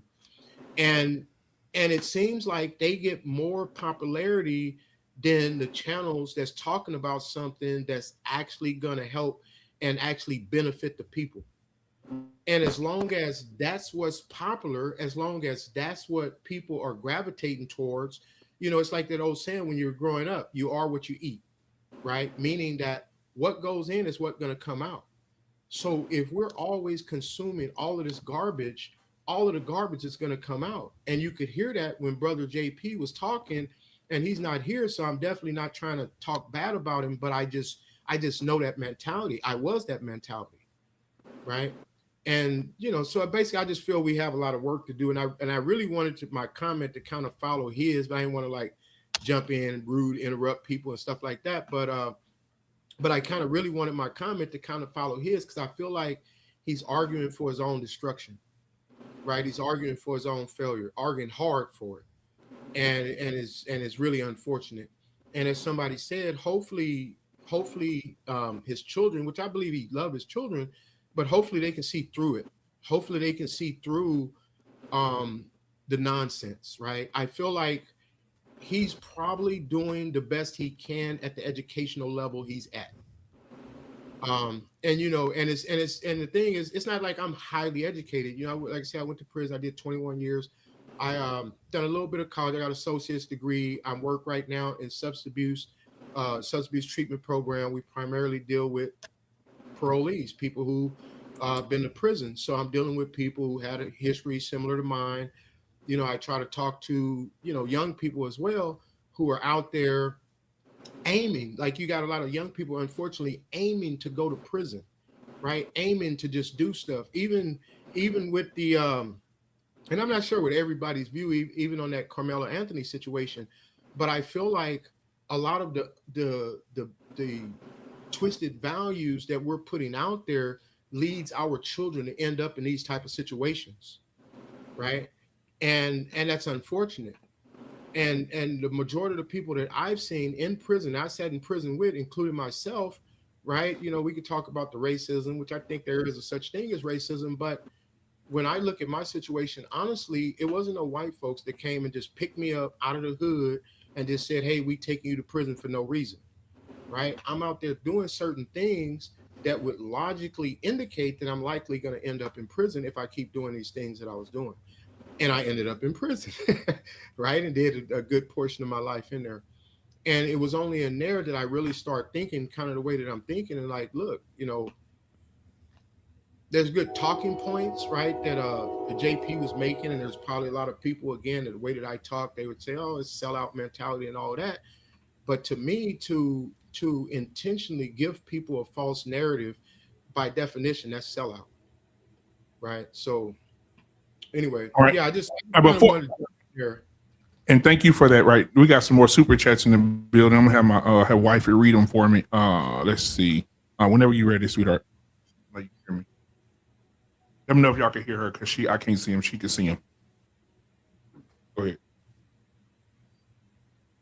All right, guys, we got a $5 super chat from Kaboo6635.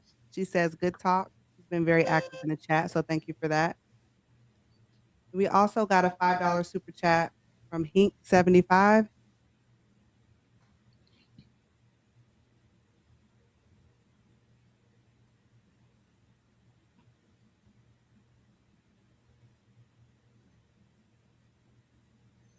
Oh, baby, you sound good. Hey, wait, I'm about to go. Wait a minute. Hey, hold on. Let me get myself together, Coach Bird. All right, so anyway, appreciate that, baby. Make you feel good right now. But anyway, y'all, back to the conversation, man. I really believe that what we talked about earlier when it came to the schools and how many of the schools are affected, but also, y'all, we talked about influence, information, man. You could probably come in on this one. We talk about influence. That's what I want to talk about next. And T-Max, when he get through, he's in the bathroom door number 2. Him and JT had to go to the bathroom at the same time. I don't know if they're in the same house or what. But anyway, but information, man, like watching the BET Awards yesterday. You know, like I said, just for informational purposes, I watch it, right? Just to see where we at, right? Yes. Did you see any of it? I saw clips. I kind of gave up on watching the BET Awards for quite some time. I have not been happy with what has been displayed. I know that there was a lot. I know Grizzly Dizzy, whatever his name. Yeah. I know he took a little bit of criticism. Some of the celebrities didn't like some of his skits because this is the way I looked at it. When he does those skits, it's almost like he's actually reflecting the nonsense. And I think that's why they don't like him. You know, they were hating on him a little bit because he's actually showing you the bullshit. And it's making you question, why do I follow these celebrities? Why do I follow these handkerchief preachers that are like ripping us off? So I kind of like him because at first I was kind of like, I don't really know if I care for this guy. But then I see what he's doing. It's putting a mirror in front of us to see the bullshit. And the celebrities, they didn't like it because it exposes them. I don't know how y'all feel about that. And there's a song, out right now. I can't remember the name of it. Maybe you can find it and let me know. But it's a song right now about women loving men who rob, take from men, rob, steal, kill, whatever. And it's like the girl that sings the song, was it Young Miami? Oh, Spin That. It's called what? Spin That. Yeah. Young Miami. Yeah, spin that shit. Yeah. That's the number one song. And the women love it. And the women love it. And when she came out on stage, all the women and the gay men in the audience doing every word. And I'm like, this is where we are as a culture. We looking at this embarrassed. Embarrassed. I hate to tell you, but not all those dudes that are championing that music are living that alternative lifestyle. You're right. And that's why, when it comes down to this celebrityism, this is where people are gravitating to, right? Because they're not looking at community anymore. Most of them didn't have father, mother, grandmother, grandfather dynamic. They came from that time. Those kids from early 80s are now adults. They're behaving the same as most of their kids are. Exactly. You can't really tell a difference. And let me say this too. These are something for the people out there that don't listen to this trash. My wifey just gave me the lyrics. She just put them in my hand. It says here, this for all my scammers and my get money bitches. Where all my scammer ass niggas at? Where they at? What? So basically, and you know how many followers this woman has? You know how much influence she has on the black community, right? Well, another thing that I don't like the emasculation of black men. You remember back in the day, Information Man, we used to watch the BET Awards, the Source Awards. It was Biggie, Tupac, Outkast, all Busta Rhymes, all these masculine men there, right? This year, they had an actual man come out on stage who got a BBL. Right? Drewski is looking at the man talking about, damn, you got a fat ass. I'm like, what's happening? What is going on?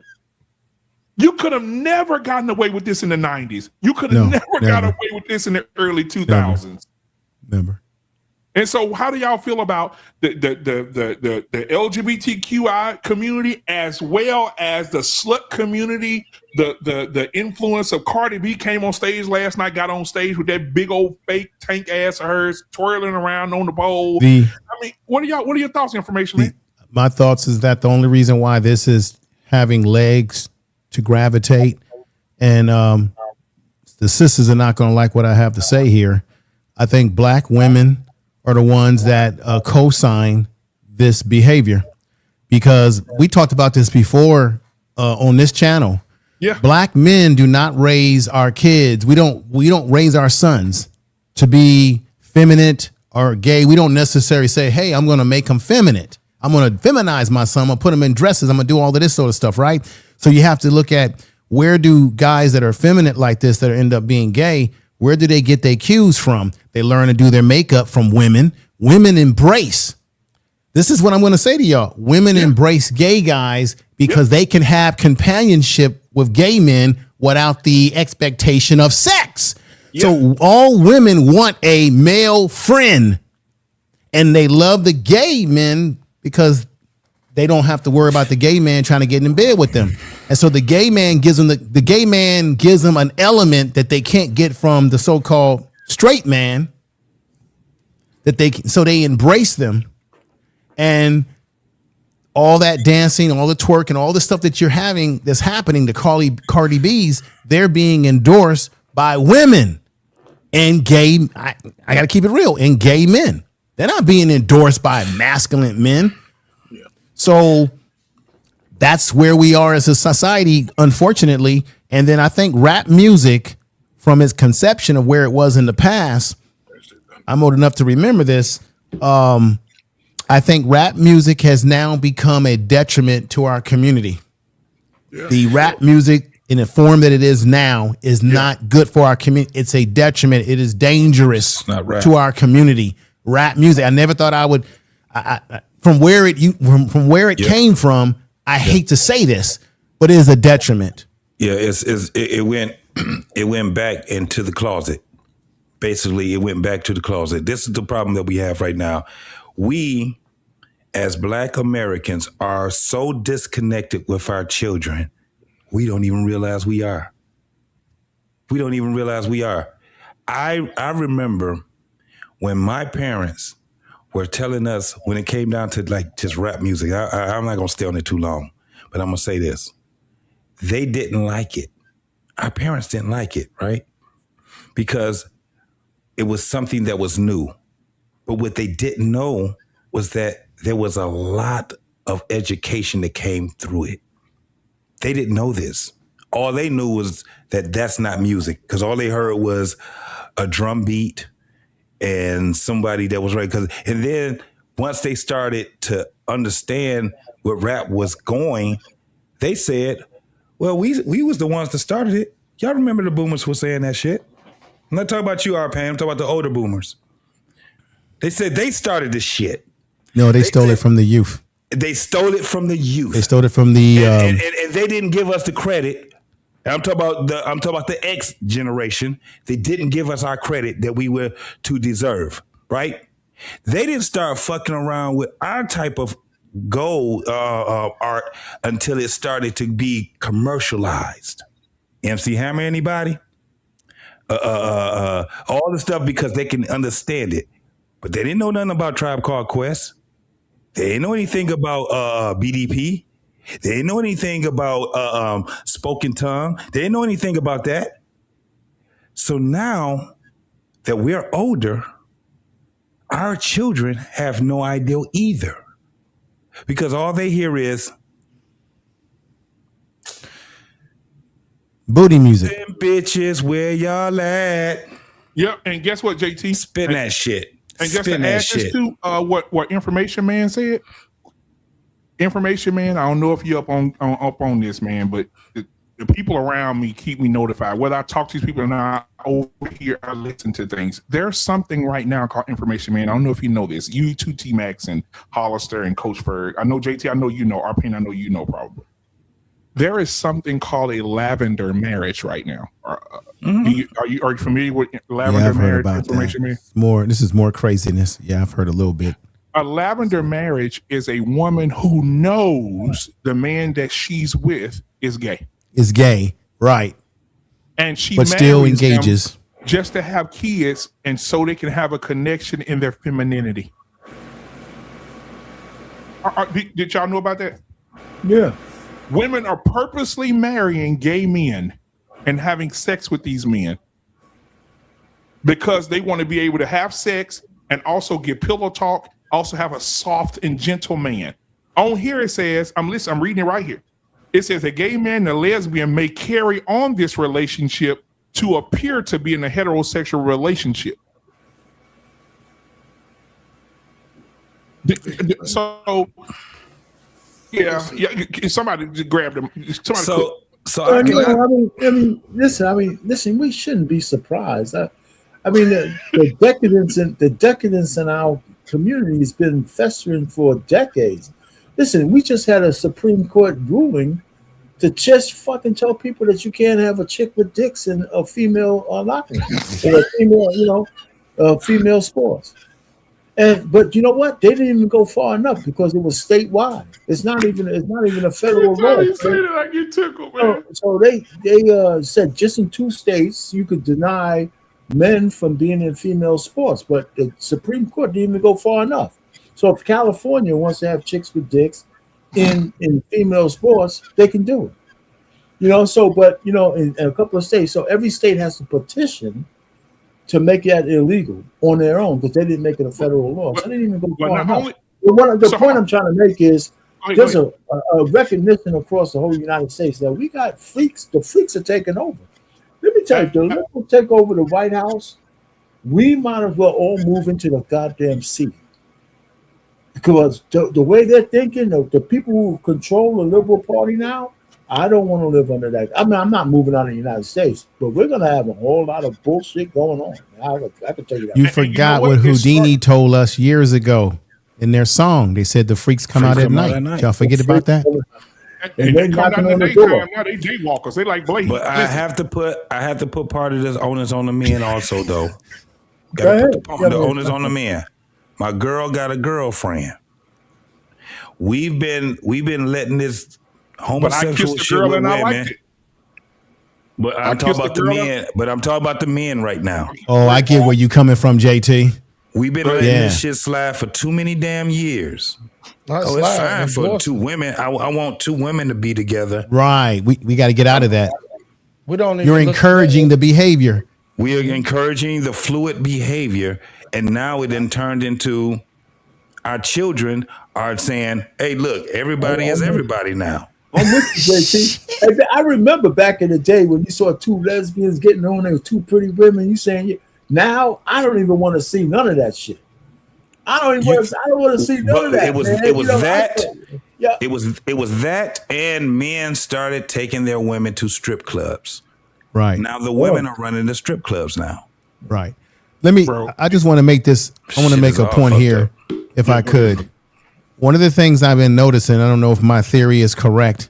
Remember back in early 80s, 90s, but I remember the 80s, a lot of women were saying, I'm not a hoe, don't be calling me a hoe, right? You had a lot of the music where they were being called hoes, and black women in general were saying, hey, we don't like this, we're tired of this.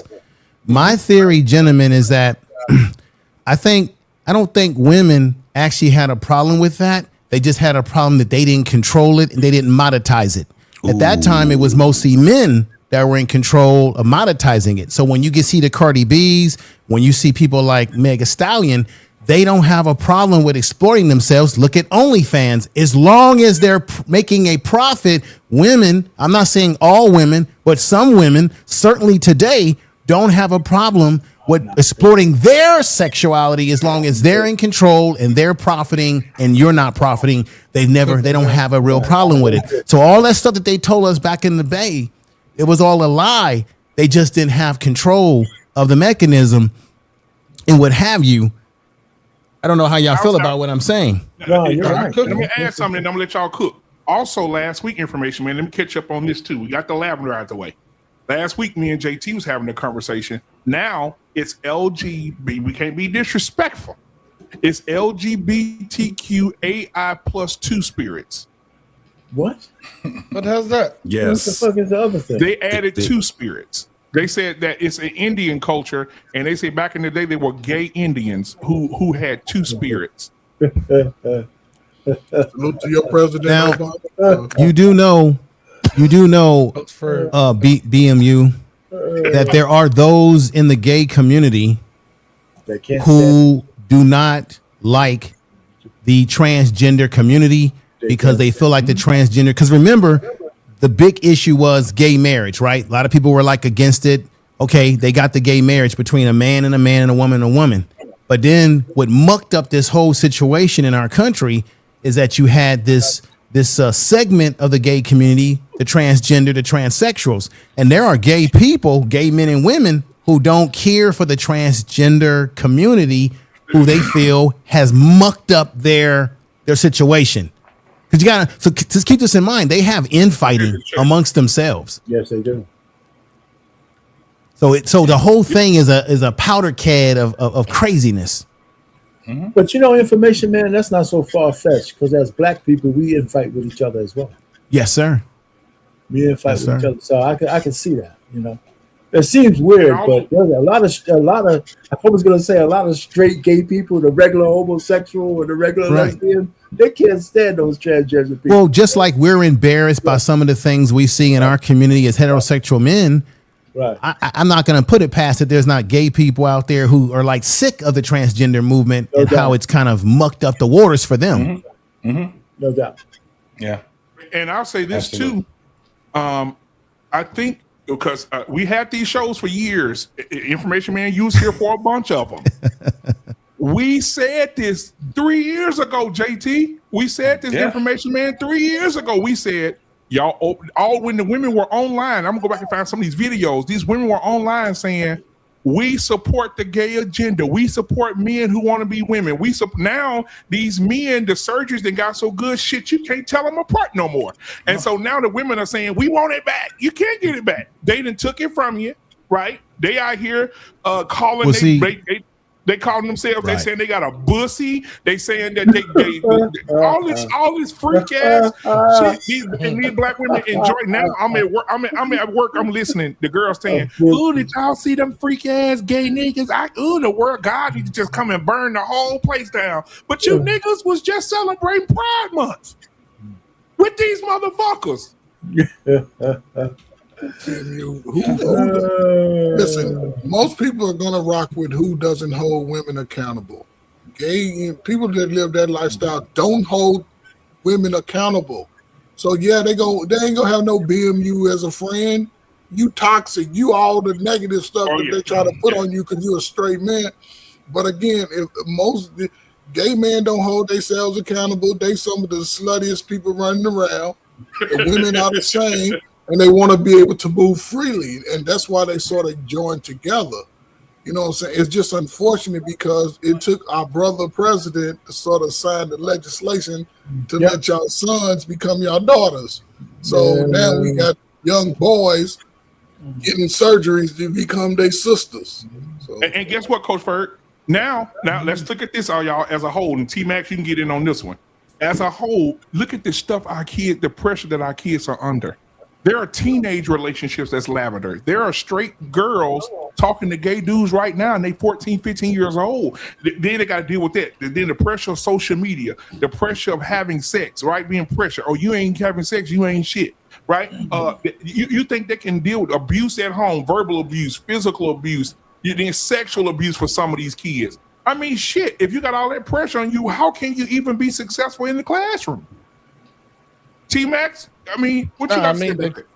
No, I'm saying they can't because the world has flipped upside down to where we were just talking about the parents, right? Parents has already removed themselves from parenting. So these kids out here running amok by themselves. And this is literally the apocalypse when it comes to what they're doing and able to do without anybody being able to check them, without us being able to be shamed for shaming them. Shame used to be a correction tool. Now it's a dagger. And I think the parents now are more friends with their children now too.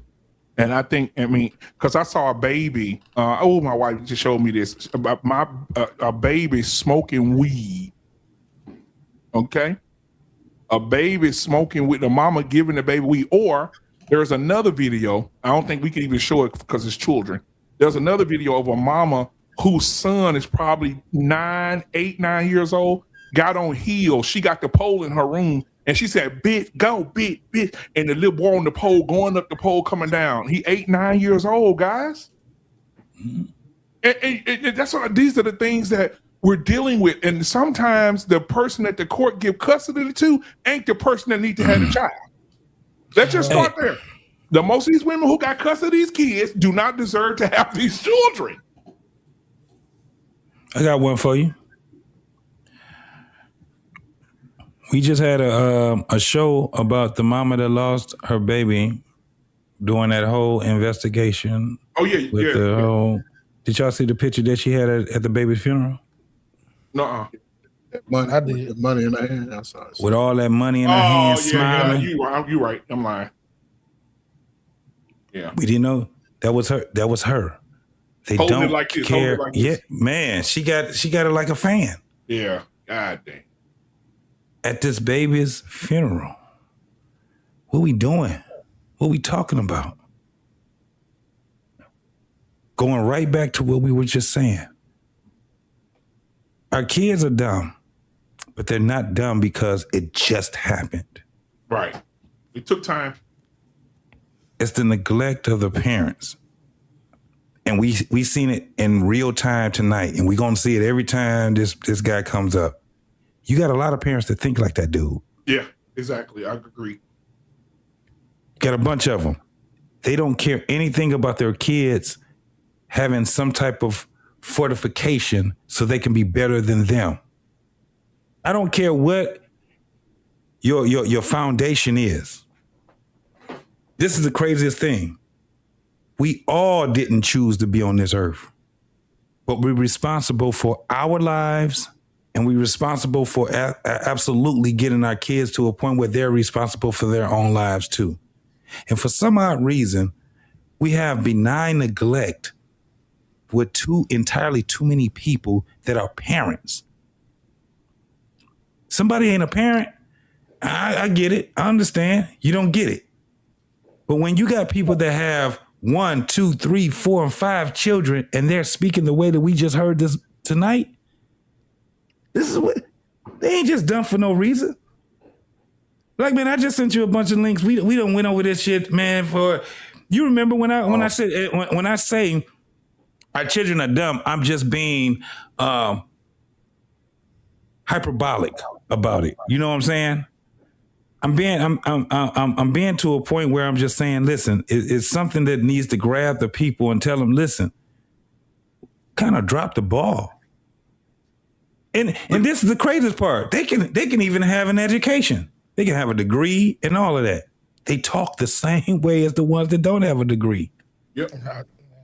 And JT, but what about the kids are becoming what they're around, man. And the kid, I'm telling you, they can't talk. They really can't. Some of these kids, like, okay, I'm gonna take some of these football players in the NFL right now. Do an interview with these niggas. Yeah, it baffles me how they get that. Man, how they get here? But I'm gonna tell you something. Ocho Cinco broke the cardinal rule. He told the secret. Ocho said he was in high school, very great athlete, track, playing football. He said a recruiter came and said, "Hey, we want you to come play for us, our college." He said, "Man, I don't like doing no homework. I don't like being in no classroom." He said, "You don't have to worry about none of that. Just show up." Ocho said he never, ever been to class in his entire college career. Yes. Yeah. Right. During that era, that was pretty prominent that you had guys that were getting tests taken for them. I mean, that's some of the things that was going on. That was a run of the mill, especially during the time that he was in college and even before that. Right. But I think what you said, BMU, that's most important is who our kids are around. Who you are around influences you. Yep. Who's in your ear. And I just remember when I was growing up in one of them old school type of neighborhoods where we had elders and we had black people who looked over you, told you, hell, there was a time when if you weren't in school and you were playing hooky from school, you would have the bum on the street tell you, boy, why you not in school? Yeah. If you don't get in school, you're going to be just like me on the streets drinking wine. I know your mama. I'm going to tell your mama. That's the kind of neighborhood I grew up in. The bums on the street would tell your mama they saw you. Yeah, man. That's an old school, I grew up old school like that. I had a unique neighborhood like that. You don't have those kind of neighborhoods too often anymore. R-Pain, you know what I'm talking about, brother. I do. I do. Connection, man. The connection is what we need in order for us to not. We are so disconnected from our kids, bro.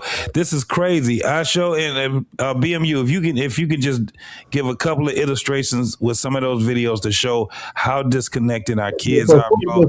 I really will appreciate that, Brad. Let me say this once you do this. It's real quick. one of the things, just by our conversation on this panel, we don't have to go any deeper than what I'm gonna say. Yeah. We're already answering why our kids are having trouble in school. Yeah.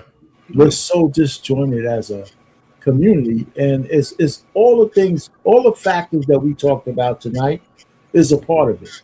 The good, the bad, the ugly. The problem is that there's no one direction that we're going in. There's some good direction, there's some bad direction, but it's all, it's just all convoluted.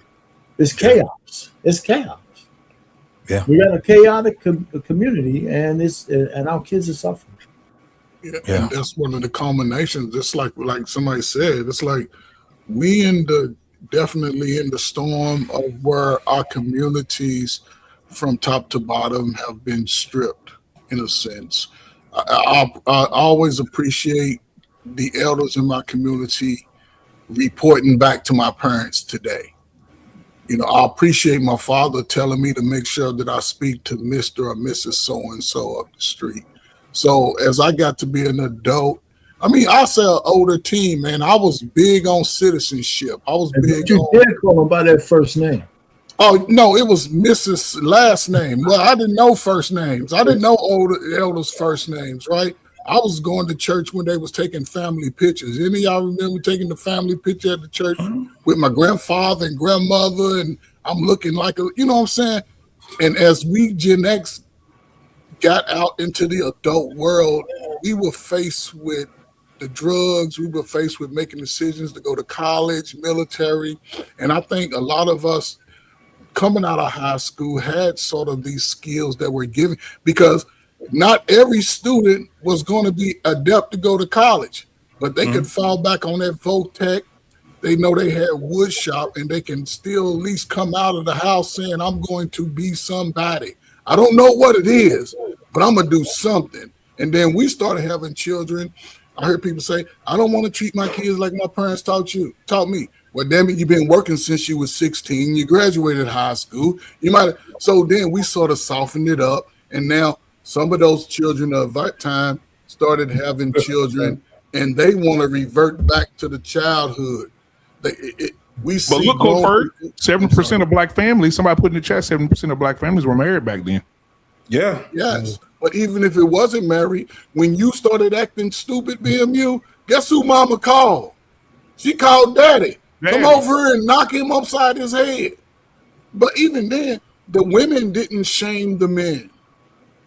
The women wasn't telling. I don't remember women of my peer group going around talking about we wasn't shit. I don't remember that time. Now they're shaming, and a lot of these people, and I said, over the last 40 years, y'all hear me say it all the time, and when that crack hit the street, those kids are now adults today. They like motivation for themselves. They victim blame everybody, regardless. They put it on the white man. They put it on the black man. They put it on everybody but themselves, because the information is out. If you don't know the Dewey Decimal System, I don't know if you can really tell me a lot, because we had to go out and work with our hands and figure it out. I don't remember adults around giving us instructions. We had to make it happen, and then we were just able to find our space within that lifestyle. And Coach Ferg, can I ask you a question? Yes, sir, bro. Always. Did you ever think that there'd be a time where you would have a bunch of adults that couldn't tell the time on a secondhand clock? On a clock? No, never. I just thought that was innate in you. Y'all do understand that we have a large community of adults that can't tell time. I don't even know what a fucking watch or a clock is. And they be buying Rolexes and Fossils and all these expensive watches, and they got them on their wrist, and they don't know how to tell time. Yeah. They don't even understand that the reason why the clock is a circle is because it's also a compass. Yes, it's a compass. They don't even understand where they're at. They don't even know that they live in a state. Yeah. You ask the average 23-year-old, name 3 states. They're going to name one of them is going to be a country. Two of them gonna be cities. They gonna name 2 cities. He gonna name 2 cities. Detroit. They don't know that, right? So it comes to the point of. I seen 2 niggas arguing that New Orleans and Louisiana was 2 different places. Yes, yes. So that should scare us. I couldn't believe it. This is the craziest thing. In cursive, if a person wants to take over the world in 5 years, all they got to do is write everything in cursive. The only thing they got to do is write shit in cursive. You know, one of the things you just said, JT, in a real sense, America is the kind of country that doesn't. I got your video ready, JT. That okay. Yeah, we can play that there. America is not the kind of country that falls from without; it's from within. The decay, the thing is that the visions of what's going to make us vulnerable to whatever kind of attack that might come. But the truth of the matter is just that we're decaying from in the factions, you know, the immigration, and because agreement, you know, and I'm gonna not stay on this, but immigration without assimilation is called colonization. It is, and, you know, and so if we have so much of that, at some point, the identity of our national borders are going to be gone. It depends on who's in charge. Payne, I'm going to end it right there. Payne, you're a student of history. Yeah. And this is the way I see it. In short, we forget that when we were in school and we studied history, every great empire had a rise and had a fall. Yes. What make us think that America or any empire today will never have a fall somewhere in one of these centuries? So the way I look at it, America is not going to last forever going forward. I probably won't be here to see it. But not only that, we've been so focused on people from the outside who are going to take us over through warfare. No, we're going to crumble just like Rome. What happened to Rome? Rome fell apart because they had lead. They had lead in their pipes. They had all these infrastructure problems, just like Greece. And they ultimately fell apart, even though they dominated the world. Nobody was able to really conquer them. Of course, they couldn't deal with the Huns, those barbarians they couldn't hang with. But America is no different. Maybe we're just seeing the decline before our eyes, and we don't realize that the world that we grew up in at one point in time will never be the same, because America is in decline, and an empire does not last forever. There's always one that rises up as one falls down. I hate to say it, but these are things we have to realize. The only problem I have is, as black people, we didn't get our full taste for all the shit that we did for this fucking. Exactly. Yeah. The only thing that I hear in my it's about to, because I'm about to land with this. Okay. The only thing I keep hearing ringing in my ear is "you were warned." I don't know where that comes from, but it's just "you were warned." It's the only thing that's been said for what I'm seeing right now. I said, damn, I remember people were shaming conspiracy theorists. You can't even shame a conspiracy theorist because the things that they were saying are right in front of your eyes. And all I keep hearing is, you were warned. Yeah, start dusting off that Gil Scott hair now. Yeah. All right, let me play this video JT sent me. Go ahead. Babe.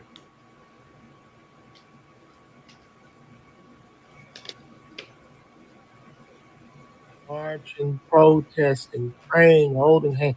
Nobody's doing anything as we just race to the bottom of society and we just put them out. This is not just nothing. Just because the school system gets so backed up, they can't hold them in.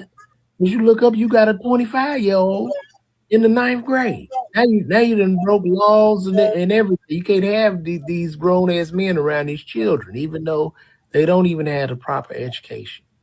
And this is where we at. Then nobody seems to care. Nobody seems to care. I guess nobody care till we just wake up, all of us, or a lot of us just back in chains or just under some type of system, a slave system or something. This is unreal to me. I can't believe this. And they just passing them. Superintendent closing the blind eye. I guess they walking around just giving them the answers. Just nothing matters anymore. Call me. Now we at the point y'all just putting these kids in the world and they can barely read. They can barely read. In the words of Joe Clark, we are creating a permanent underclass. A permanent underclass. Y'all got them out here barely can read. Meanwhile, doing all them prom celebrations. You popping bottles, coming at the counting stacks, and the kids can't pass the minimum basic skills test, and nobody cares. Nobody in the community is marching, protesting, praying, holding hands. Nobody's doing anything as we just race to the bottom of society. Hey, listen, before anybody say anything else, I got one more that I want to show you. You got it? And this, yeah, I got it up right now. Okay. And this shit right here should scare the fuck out of y'all. I don't have. Count the coins. Those quarters and nickels. Count the coins. 25. Y'all see what those coins is? Can somebody add that up right quick? Let me move that out the way. Can you add that up? Anybody?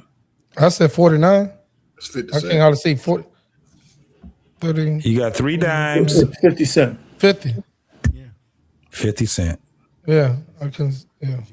Watch this. 25. It's not a quarter. That's not a quarter, baby. What are nickels and dimes, baby? They those are Dimes. nickel. Aren't those nickels? Yeah. Those are 10 cents, right? 10 cents, yeah. No, that's wrong. Count the coins. 95 cents? Count the coins. 95. No. 65. No. 95. Wrong. $1.10. No. You got me. Oh, what is the middle They one? can't recognize the That's coins. those quarters, but they're just smaller. No. Yes, it is. Quarter doesn't look like that, does it? Quarter doesn't look like that. Right. What is it? Dime, nickel, penny. They're nickels. Those are nickels. Whoa. Oh, what the fuck? Count the coins. 11. No, not like that. Count the coins. 3 dimes, 3 nickels, 5 pennies. So how much money is that? 39 cents. No, it's 40 cents. 10, 20, 30. 5, 10, 20. 25, 25, 25. That's 75. 25. 50. 7, not 25. I know what a Not quarter looks 25. like. Nickel, that's the 25, John. It's not a quarter.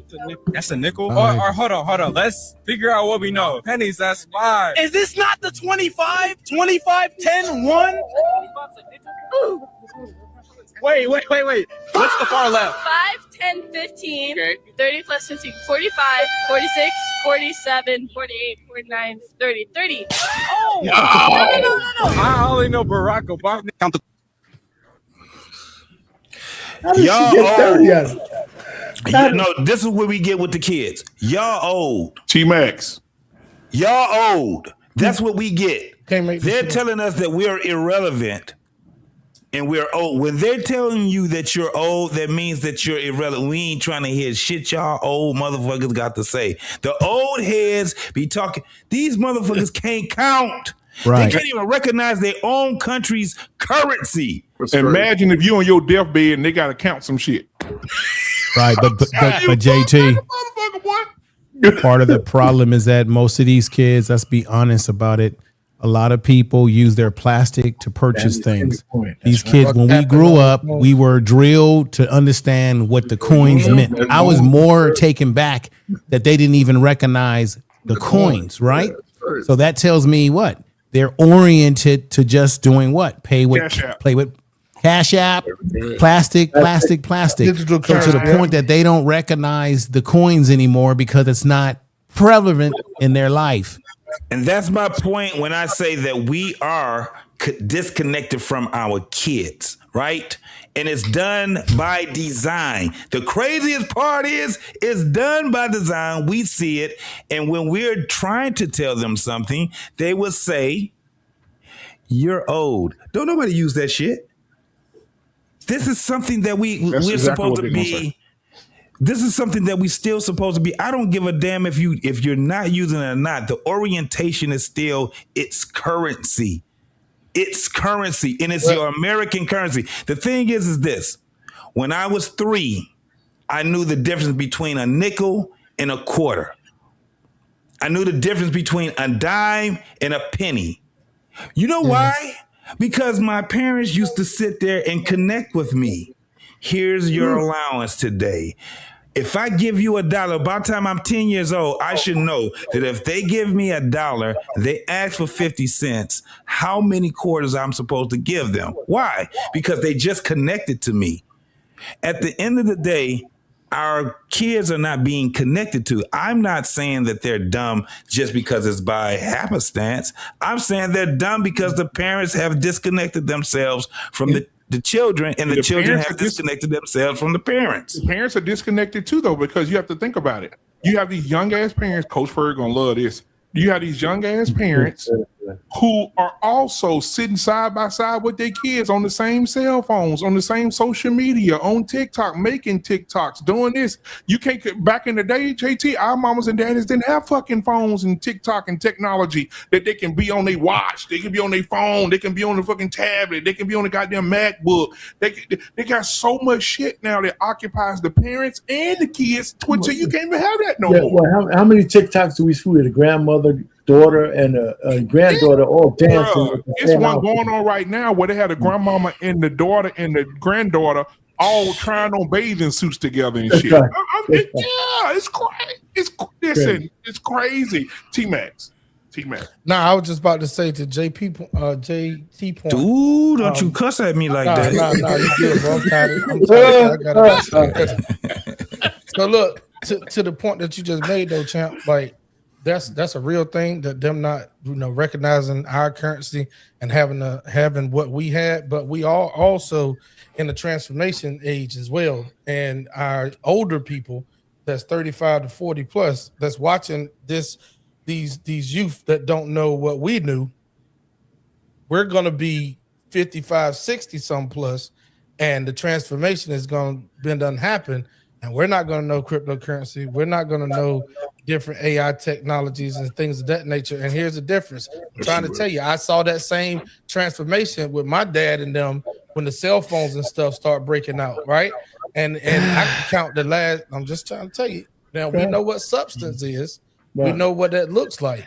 No, but you saying something that's already here. Cryptocurrency, you got more 50. Listen what I'm telling you. Hold on, let me finish. Let me land real quick, JT. Check this out. The reason why I'm telling you this, I know how long cryptocurrency has been around, but it hasn't been forced upon us. It hasn't been forced upon us as a way of life. It's an option right now. It's a digital currency that's an option, not just cryptocurrency. I'm talking about AI. AI been around 20 some, 30 some. It's been around for the longest time.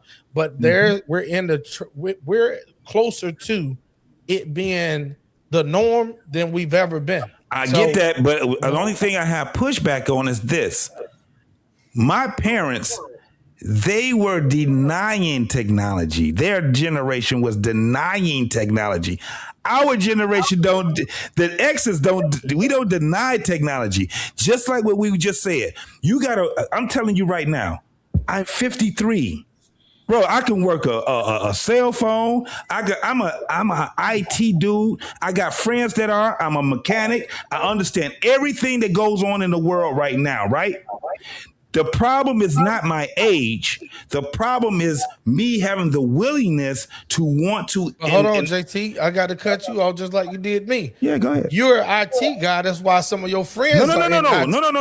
I'm not an IT guy by trade. I'm an IT guy by trade because I'm not talking about by trade. Oh, go ahead. The shit that we are in, we normally relate to people that's kind of caught up to speed. But what percentage? The same way that we are baffled at these damn kids that can't read or see coins and recognize, like, it blew my damn mind. I couldn't believe that. You might not be able to believe the amount of 53-year-olds who are not up on the same shit you on, bro. No. I can believe it. What I'm trying to tell you is that my pushback is that it's not relegated to age. It's relegated to the willingness. It don't have nothing to do with a person's age doing this time right now. It's the same thing it was back when our parents was denying it. It's not. They were. What is denial? Is it Hold on, bro. Being willing to learn the shit? No. Listen what I'm telling you. It's not relegated.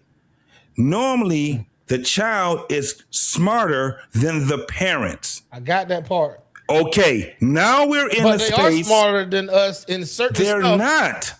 Dog, I got a daughter that just graduated with a damn master's. I got another one that's about to be a motherfucking master's. When it come down to this technology shit, they ain't got me, nor do they got their mama. The mama act like she don't be knowing shit, and then she find out. That is not the same as our parents. I guarantee you it ain't. And it's not, and what I'm telling you is that it's not relegated into age. it's more of a. I didn't say It's shit more of a about age. I'm talking about. So what I'm saying is, it's more of a demographic thing than anything else. I'm talking about geographically, demographically. When you have older folks, when you have guys that's in their 50s and their 60s, they know just as much about this technology shit. Hey, you can ramble on as all you their want to. I'm fucking just trying to kids. tell you, in the transformation that we're in right now, JT, there is a lot of people our age that in the next 10 to 15 years is going to be well behind if things keep turning as fast as it is. That's true. That's true, JT. That's true. Bro, No, I think. Can I just say this? Where I disagree is I'm a Gen Xer. I think Gen Xers, we will adapt to everything more than anybody because we've been adapting since day one. We are the only generation that was able to function without a cell phone. I could tell you right now, brother T-Mac, that if I couldn't use my cell phone, let's say they say all cell phone towers are shut down, I can survive because I know what it's like to be without technology and with technology. And we were the first generation that was introduced to this technology in the first place. So you got a lot of people, I'm 56 years old. You got a lot of people our age that's real adept with the technology. We're going to be the most technological elders than any generation of elders before us. Now, because we're already I'm not trying to talk loud. I'm sorry, brother, if I'm talking too loud, but we will be adaptable more than anybody because we've been adapting since we were kids as latchkey kids. We've always had to adapt. Yeah, you just adapted to my energy right now because JT was over here. Oh, I hear you, brother. Telling you, I'm sorry. There's the same way that there's a third. Huh? Y'all don't think the early millennials? No, I think the millennials, you guys are going to be, no, hear what I'm saying, BMU.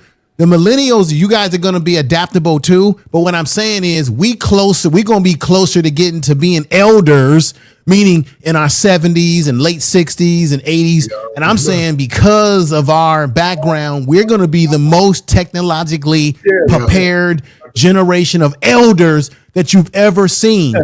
Elders weren't doing the things at our age right now that we're capable of doing. Yeah, the formative year for Gen Xers was transitional through analog. That's all I'm saying. Yeah, but JT, my damn statement still stands. And my point is, the only thing, information, man, the only thing that makes me mad about that shit is that I should have put $1,000 in all of that shit, the technology that would. You would have been rich if you would have put money on. Remember when Apple computer first came out, people thought it was something goofy.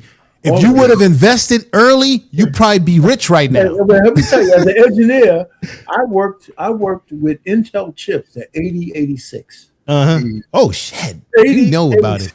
If I would have just put Intel, AOL, all that shit, man.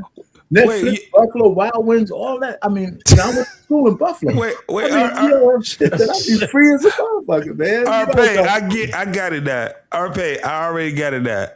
T-Max and BMU, they still think they the young nigga. Y'all old. Yeah, they still think they young. Y'all niggas is us. Hold on. Y'all niggas with us. You 53 and I'm about to be 48, right? Let me tell you something. Hold on. A person that was born in 2000 is 26 right now, years old. Well, I'm talking about them grown motherfuckers. Yeah, my son. Y'all niggas are old. See, y'all they be trying to look you from the goddamn audio only. Information man. They trying to separate themselves from us. Yeah, they were trying to separate. Y'all trying to pull us in. Pull us in this shit. I can't get in, man. This is crazy. Hey, but you know what? I'll say this before we end the show, whatever. Michael Irvin just did an interview. And Michael Irvin, Gen X, right? Yeah, yes. I think he's Gen X. He's Gen X. So Michael Irvin said he said he was playing football at a very high level, and one day he was invited to a business thing just to show face and get paid. And he says this young white boy walked up to him and said, "Hey, listen, I really enjoy your football, and I would like for you to invest in my company." And he told the little white boy, "No, I'm good." He said the white boy ended up being Mark Cuban. Oh shit! He be right, because he started off young. So if Michael Irvin would have invested at the bottom level, he would have made a lot of dividends off of the blow up of Mark Cuban. Mike Irvin said the same company that Mark Cuban wanted him to invest in sold for $5 billion. And he would have got a piece of that action. He said every time he see Mark Cuban now in Dallas, say Mark Cuban would pass by him and say, "You should have took the deal." Yeah. Well, I give Irvin a pass because Talk about kicking yourself in the ass. Irvin wasn't in his right mind. He was on them. He was on them. Oh yeah, he was on that. He was on that. Cocaine is a hell of a drug. Hell yeah. But that goes to show, but just in those opportunities, right? It goes to show, right, how over time we wasn't really given the information and encouragement to invest money in companies and things like that. We always been apprehensive with our money. So that's because our parents and our grandparents and them passed down to keep doing the same shit that we did. But years ago. That's true. Been out of my town. I'm sorry, Coach Ferg. Go ahead, bro. No, I'm just saying. But even then, our grandparents didn't just run to put their money in the banks like we were able to. Socks and shit. Yeah, but they was able to save money. Was a Maytag. They saved money, and a lot of those men could fix things around the house if it broke down. Yeah, that's why. Now, Coach Ferg, let me say something to you old niggas. Listen, old niggas. I'm finna tell you old niggas like this. Every time I hear my uncle say the same shit, you niggas don't own nothing. You don't got no land. You ain't got no rental properties. Nigga, when you was growing up, your rental house cost $1,500. Rental property. Hold up, hold up. But he could purchase it at 22. He didn't have to go get his mom and them to give him money on it. He saved up. Bruh, my grandfather started working on the pipeline when probably in his 20s or whatever. Listen, bro, a house, I went looked the shit up. I was flabbergasted, as the white people say. Nigga, that's when you had those good skilled trade jobs and the factory jobs that you could put a family through. The old niggas bought houses. 4-bedroom house was $3,200. That was smart. And they tell us we should buy a house. Go get a 4-bedroom check house. This out though, $3,200 back then was a lot of motherfucking money. Yes, it was a lot of money. $3,200. The dollar wasn't as a lot of money. Was a lot stronger back then. On it. Yeah, BMU. A Mustang GT 500 back in the day was $1,500. Today that motherfucker $47,000. He only made $1,000 a month. He only made $1,000 and still was able to provide that. But remember if the inflation was different, the price of living was different. Yeah. Then you got so even if he brought a house, let's say the car was $15,000, as you said, right? Versus $49,000 a day. But you got to look at their wages. Let's say the wages are not what our wages are today. That $15,000 car was still expensive. If you're still making wages that are not, you know what I'm saying? It all balances out to a certain degree. You was making a killing if you was doing $3.65 goddamn hour during that time. The reason why those wages were different, or the price of goods and services, I should say, is because of the same shit you talking about right now, as far as us keeping up with technology, our age group.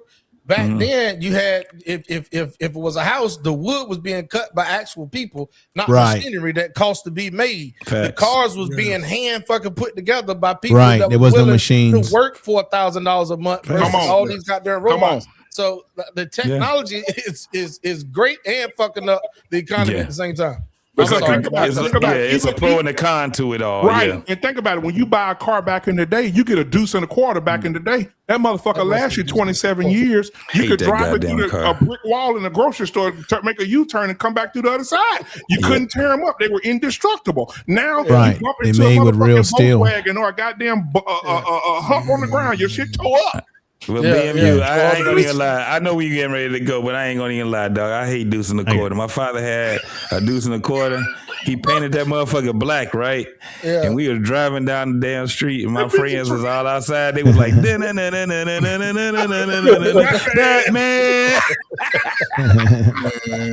BMU, I gotta drop off the panel though. It's great talking to you brothers tonight. It was fun. Absolutely. Y'all take care, brothers. Good conversation. All right, all right, y'all. Dark. What y'all know about that shit? That fucking deuce in the quarter will drink some gas too, boy. Man, that motherfucker, let me tell you something. That motherfucker burnt up on the freeway, right? My mama was smiling while she was saying it. She said the car burnt up. She said the car burnt up. With a smile on her face. With a smile on her face, because she already knew she was getting ready to go get that Fleetwood. Yeah. That Hey, bro, Cadillac. As we get out of here, I got something for JT man. before we get out of here. JT, if you watch, JP, if you watching, quit, man. You must be on something or coming off. We appreciate you coming on the show tonight, man. Damn, boy, it was tough. It's tough talking to JP. JP, man. It's tough. I love the man, but he's just tough. It's tough. Hey, we paid homage, did we, T-Mac? We paid homage to the nigga last week. We was like, hey, I sent you the video, BMU. That was Friday. That shit was crazy as hell, boy. He's entertaining, but on conversations like this, man, he gotta keep it 100, man. That shit was crazy what he was saying. Yeah, and man, we're gonna have some more good shows tomorrow. We got a sports show tomorrow, guys, at 7 p.m. Central Standard Time, and then after that, we got Tyrus drunk ass. He'll be have his show tomorrow night. I don't know what the name of it's gonna be. Then Thursday, I'll figure out Thursday, but Friday we really gonna cook on Friday too, man. So I appreciate y'all coming in. T-Mac, bringing your boys over, man. The young man that was here earlier. I know you had to get up and go do something. But I appreciate him too, man. He's still in the back there, but he's working. So appreciate him for coming through. And anybody else? Hey, real quick though, let me shout this out because man, he's gonna be teaching that real estate thing from a level where young people, old people and young people, JT, can learn this new wave of being able to purchase homes without a realtor.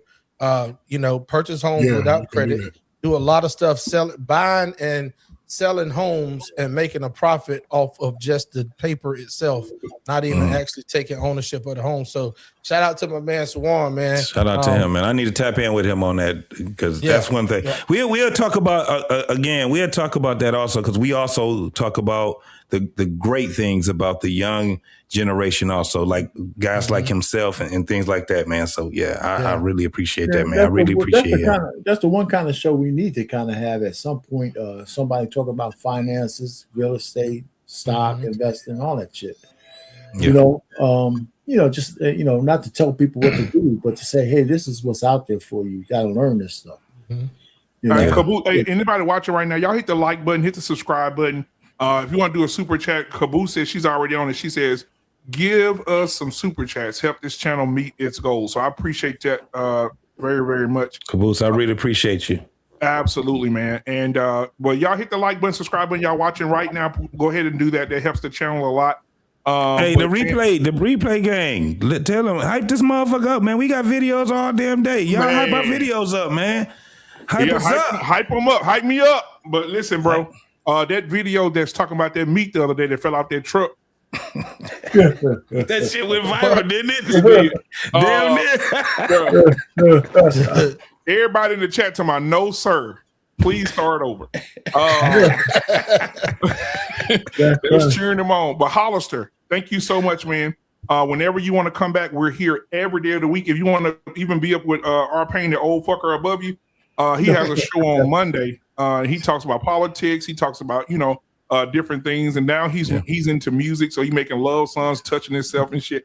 But anyway, but Hollister, no, I'm just joking. But Hollister on Mondays at 6 Central Time, you could come in and be on the panel with our pain, speak with him. Tuesday, where you could come be with us.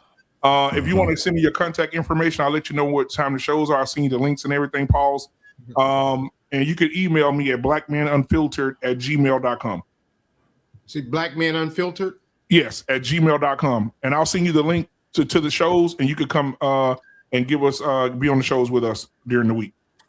Okay. Yeah, and some of those times I'll be working. I got some weird work hours, but I definitely will be checking in.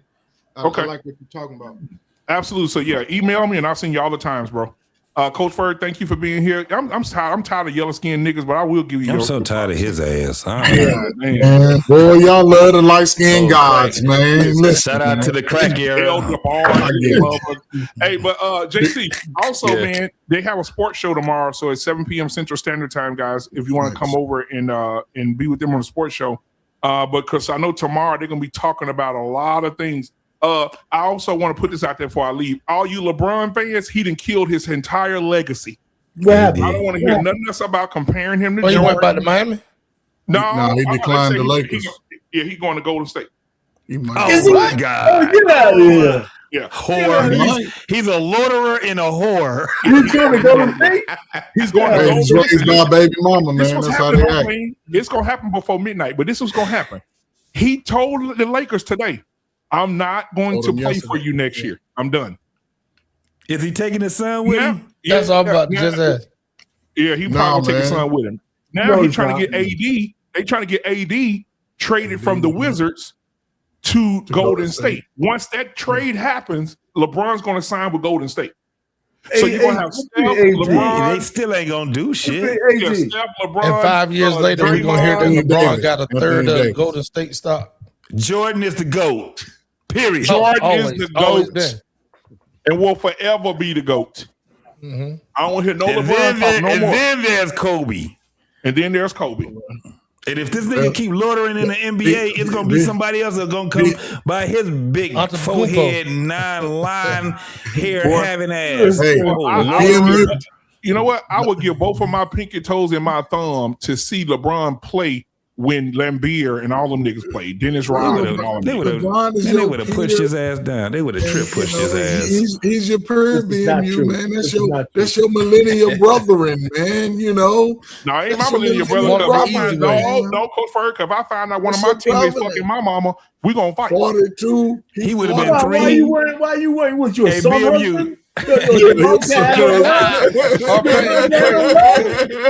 Arpain, what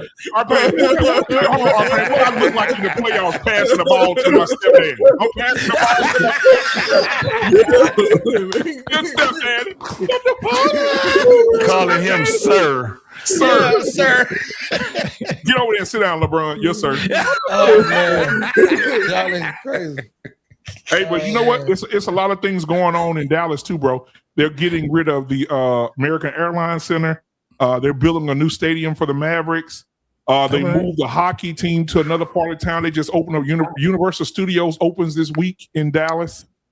So this traffic finna be a motherfucker. And that's where all your educational dollars are going to for the black kids. Hey, y'all, somebody want to say goodbye before we get out of here?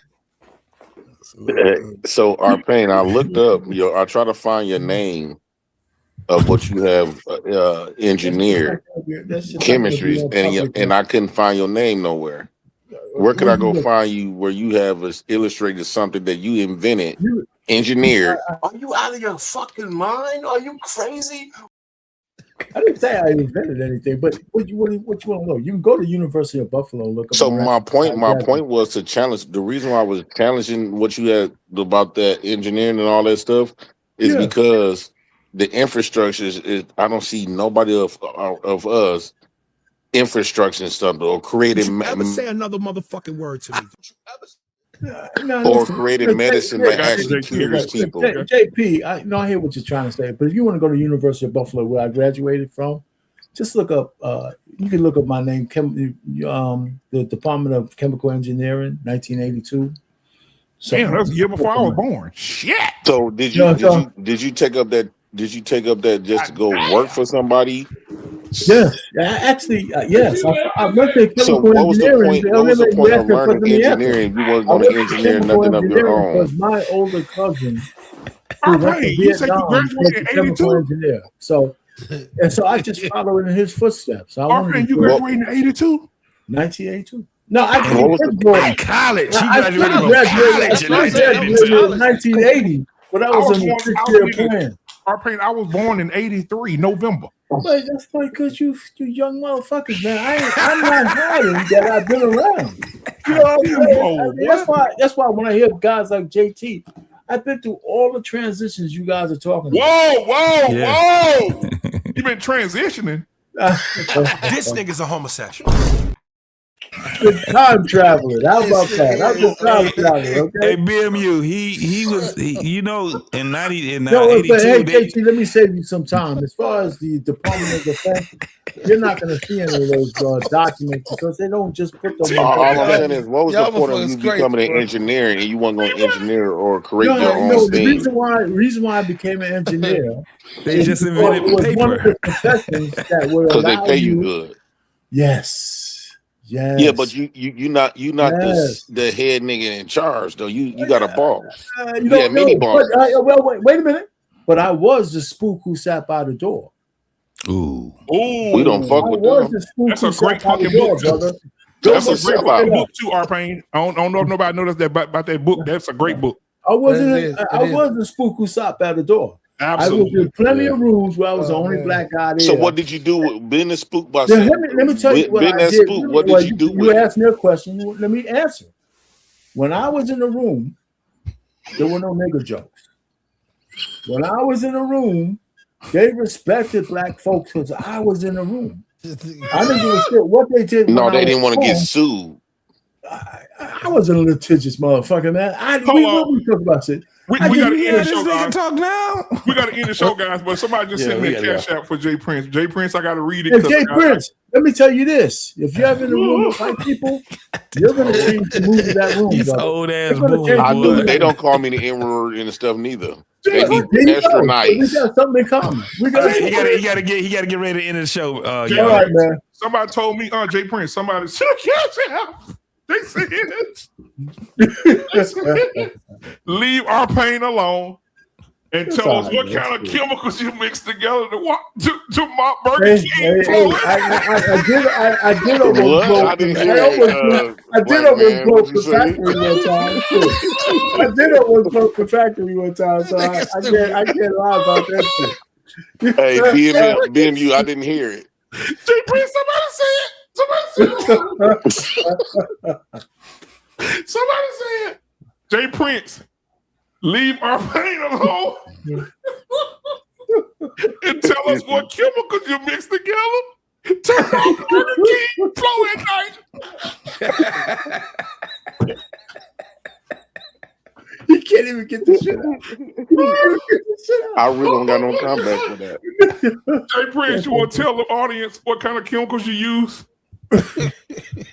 Did you hear the question? Somebody said, leave our pain alone and tell us what kind of chemicals you use to mop the chemicals that to mop Burger King floor at night, bro. Nigga in the ghetto night. My God. Oh, sorry, I'm sorry. Yo, peace, JP. I'm sorry. Oh yeah, peace, R-Pain. I wish that since you up here, JP. Oh yeah. Are you gonna fight Mr. Fantastic? I don't know. It got to make sense for me. Oh, get the fuck out of here. You don't get that boxing. Hold on, Jay Prince. If you don't fight Mr. Fantastic, then I will fight you. No. What I'm saying is, I don't got no problem with. I will fight anybody, right? But what I'm saying is, it's always like people been bragging that I create content and everybody else get paid.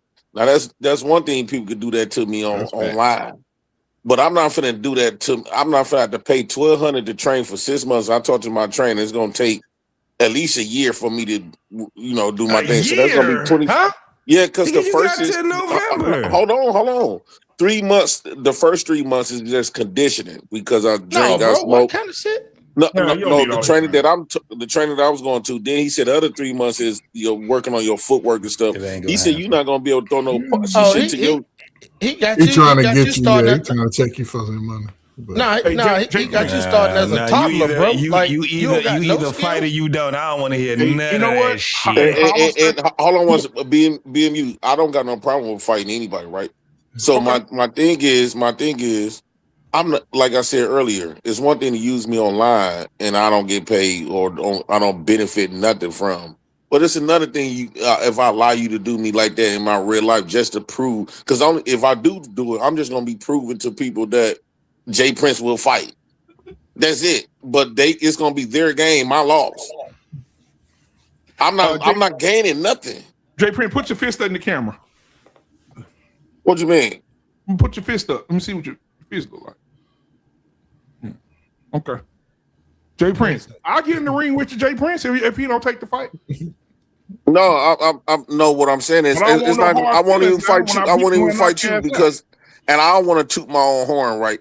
Yeah, I'm saying I'm Jay Prince for president, right? I'm Jay Prince for president. These people. I'm Jay Prince for president. They gonna automatically get. I don't got no channel, so I'm not gonna gain nothing, right? At all. I'm not gaining anything. They is. Right. Okay.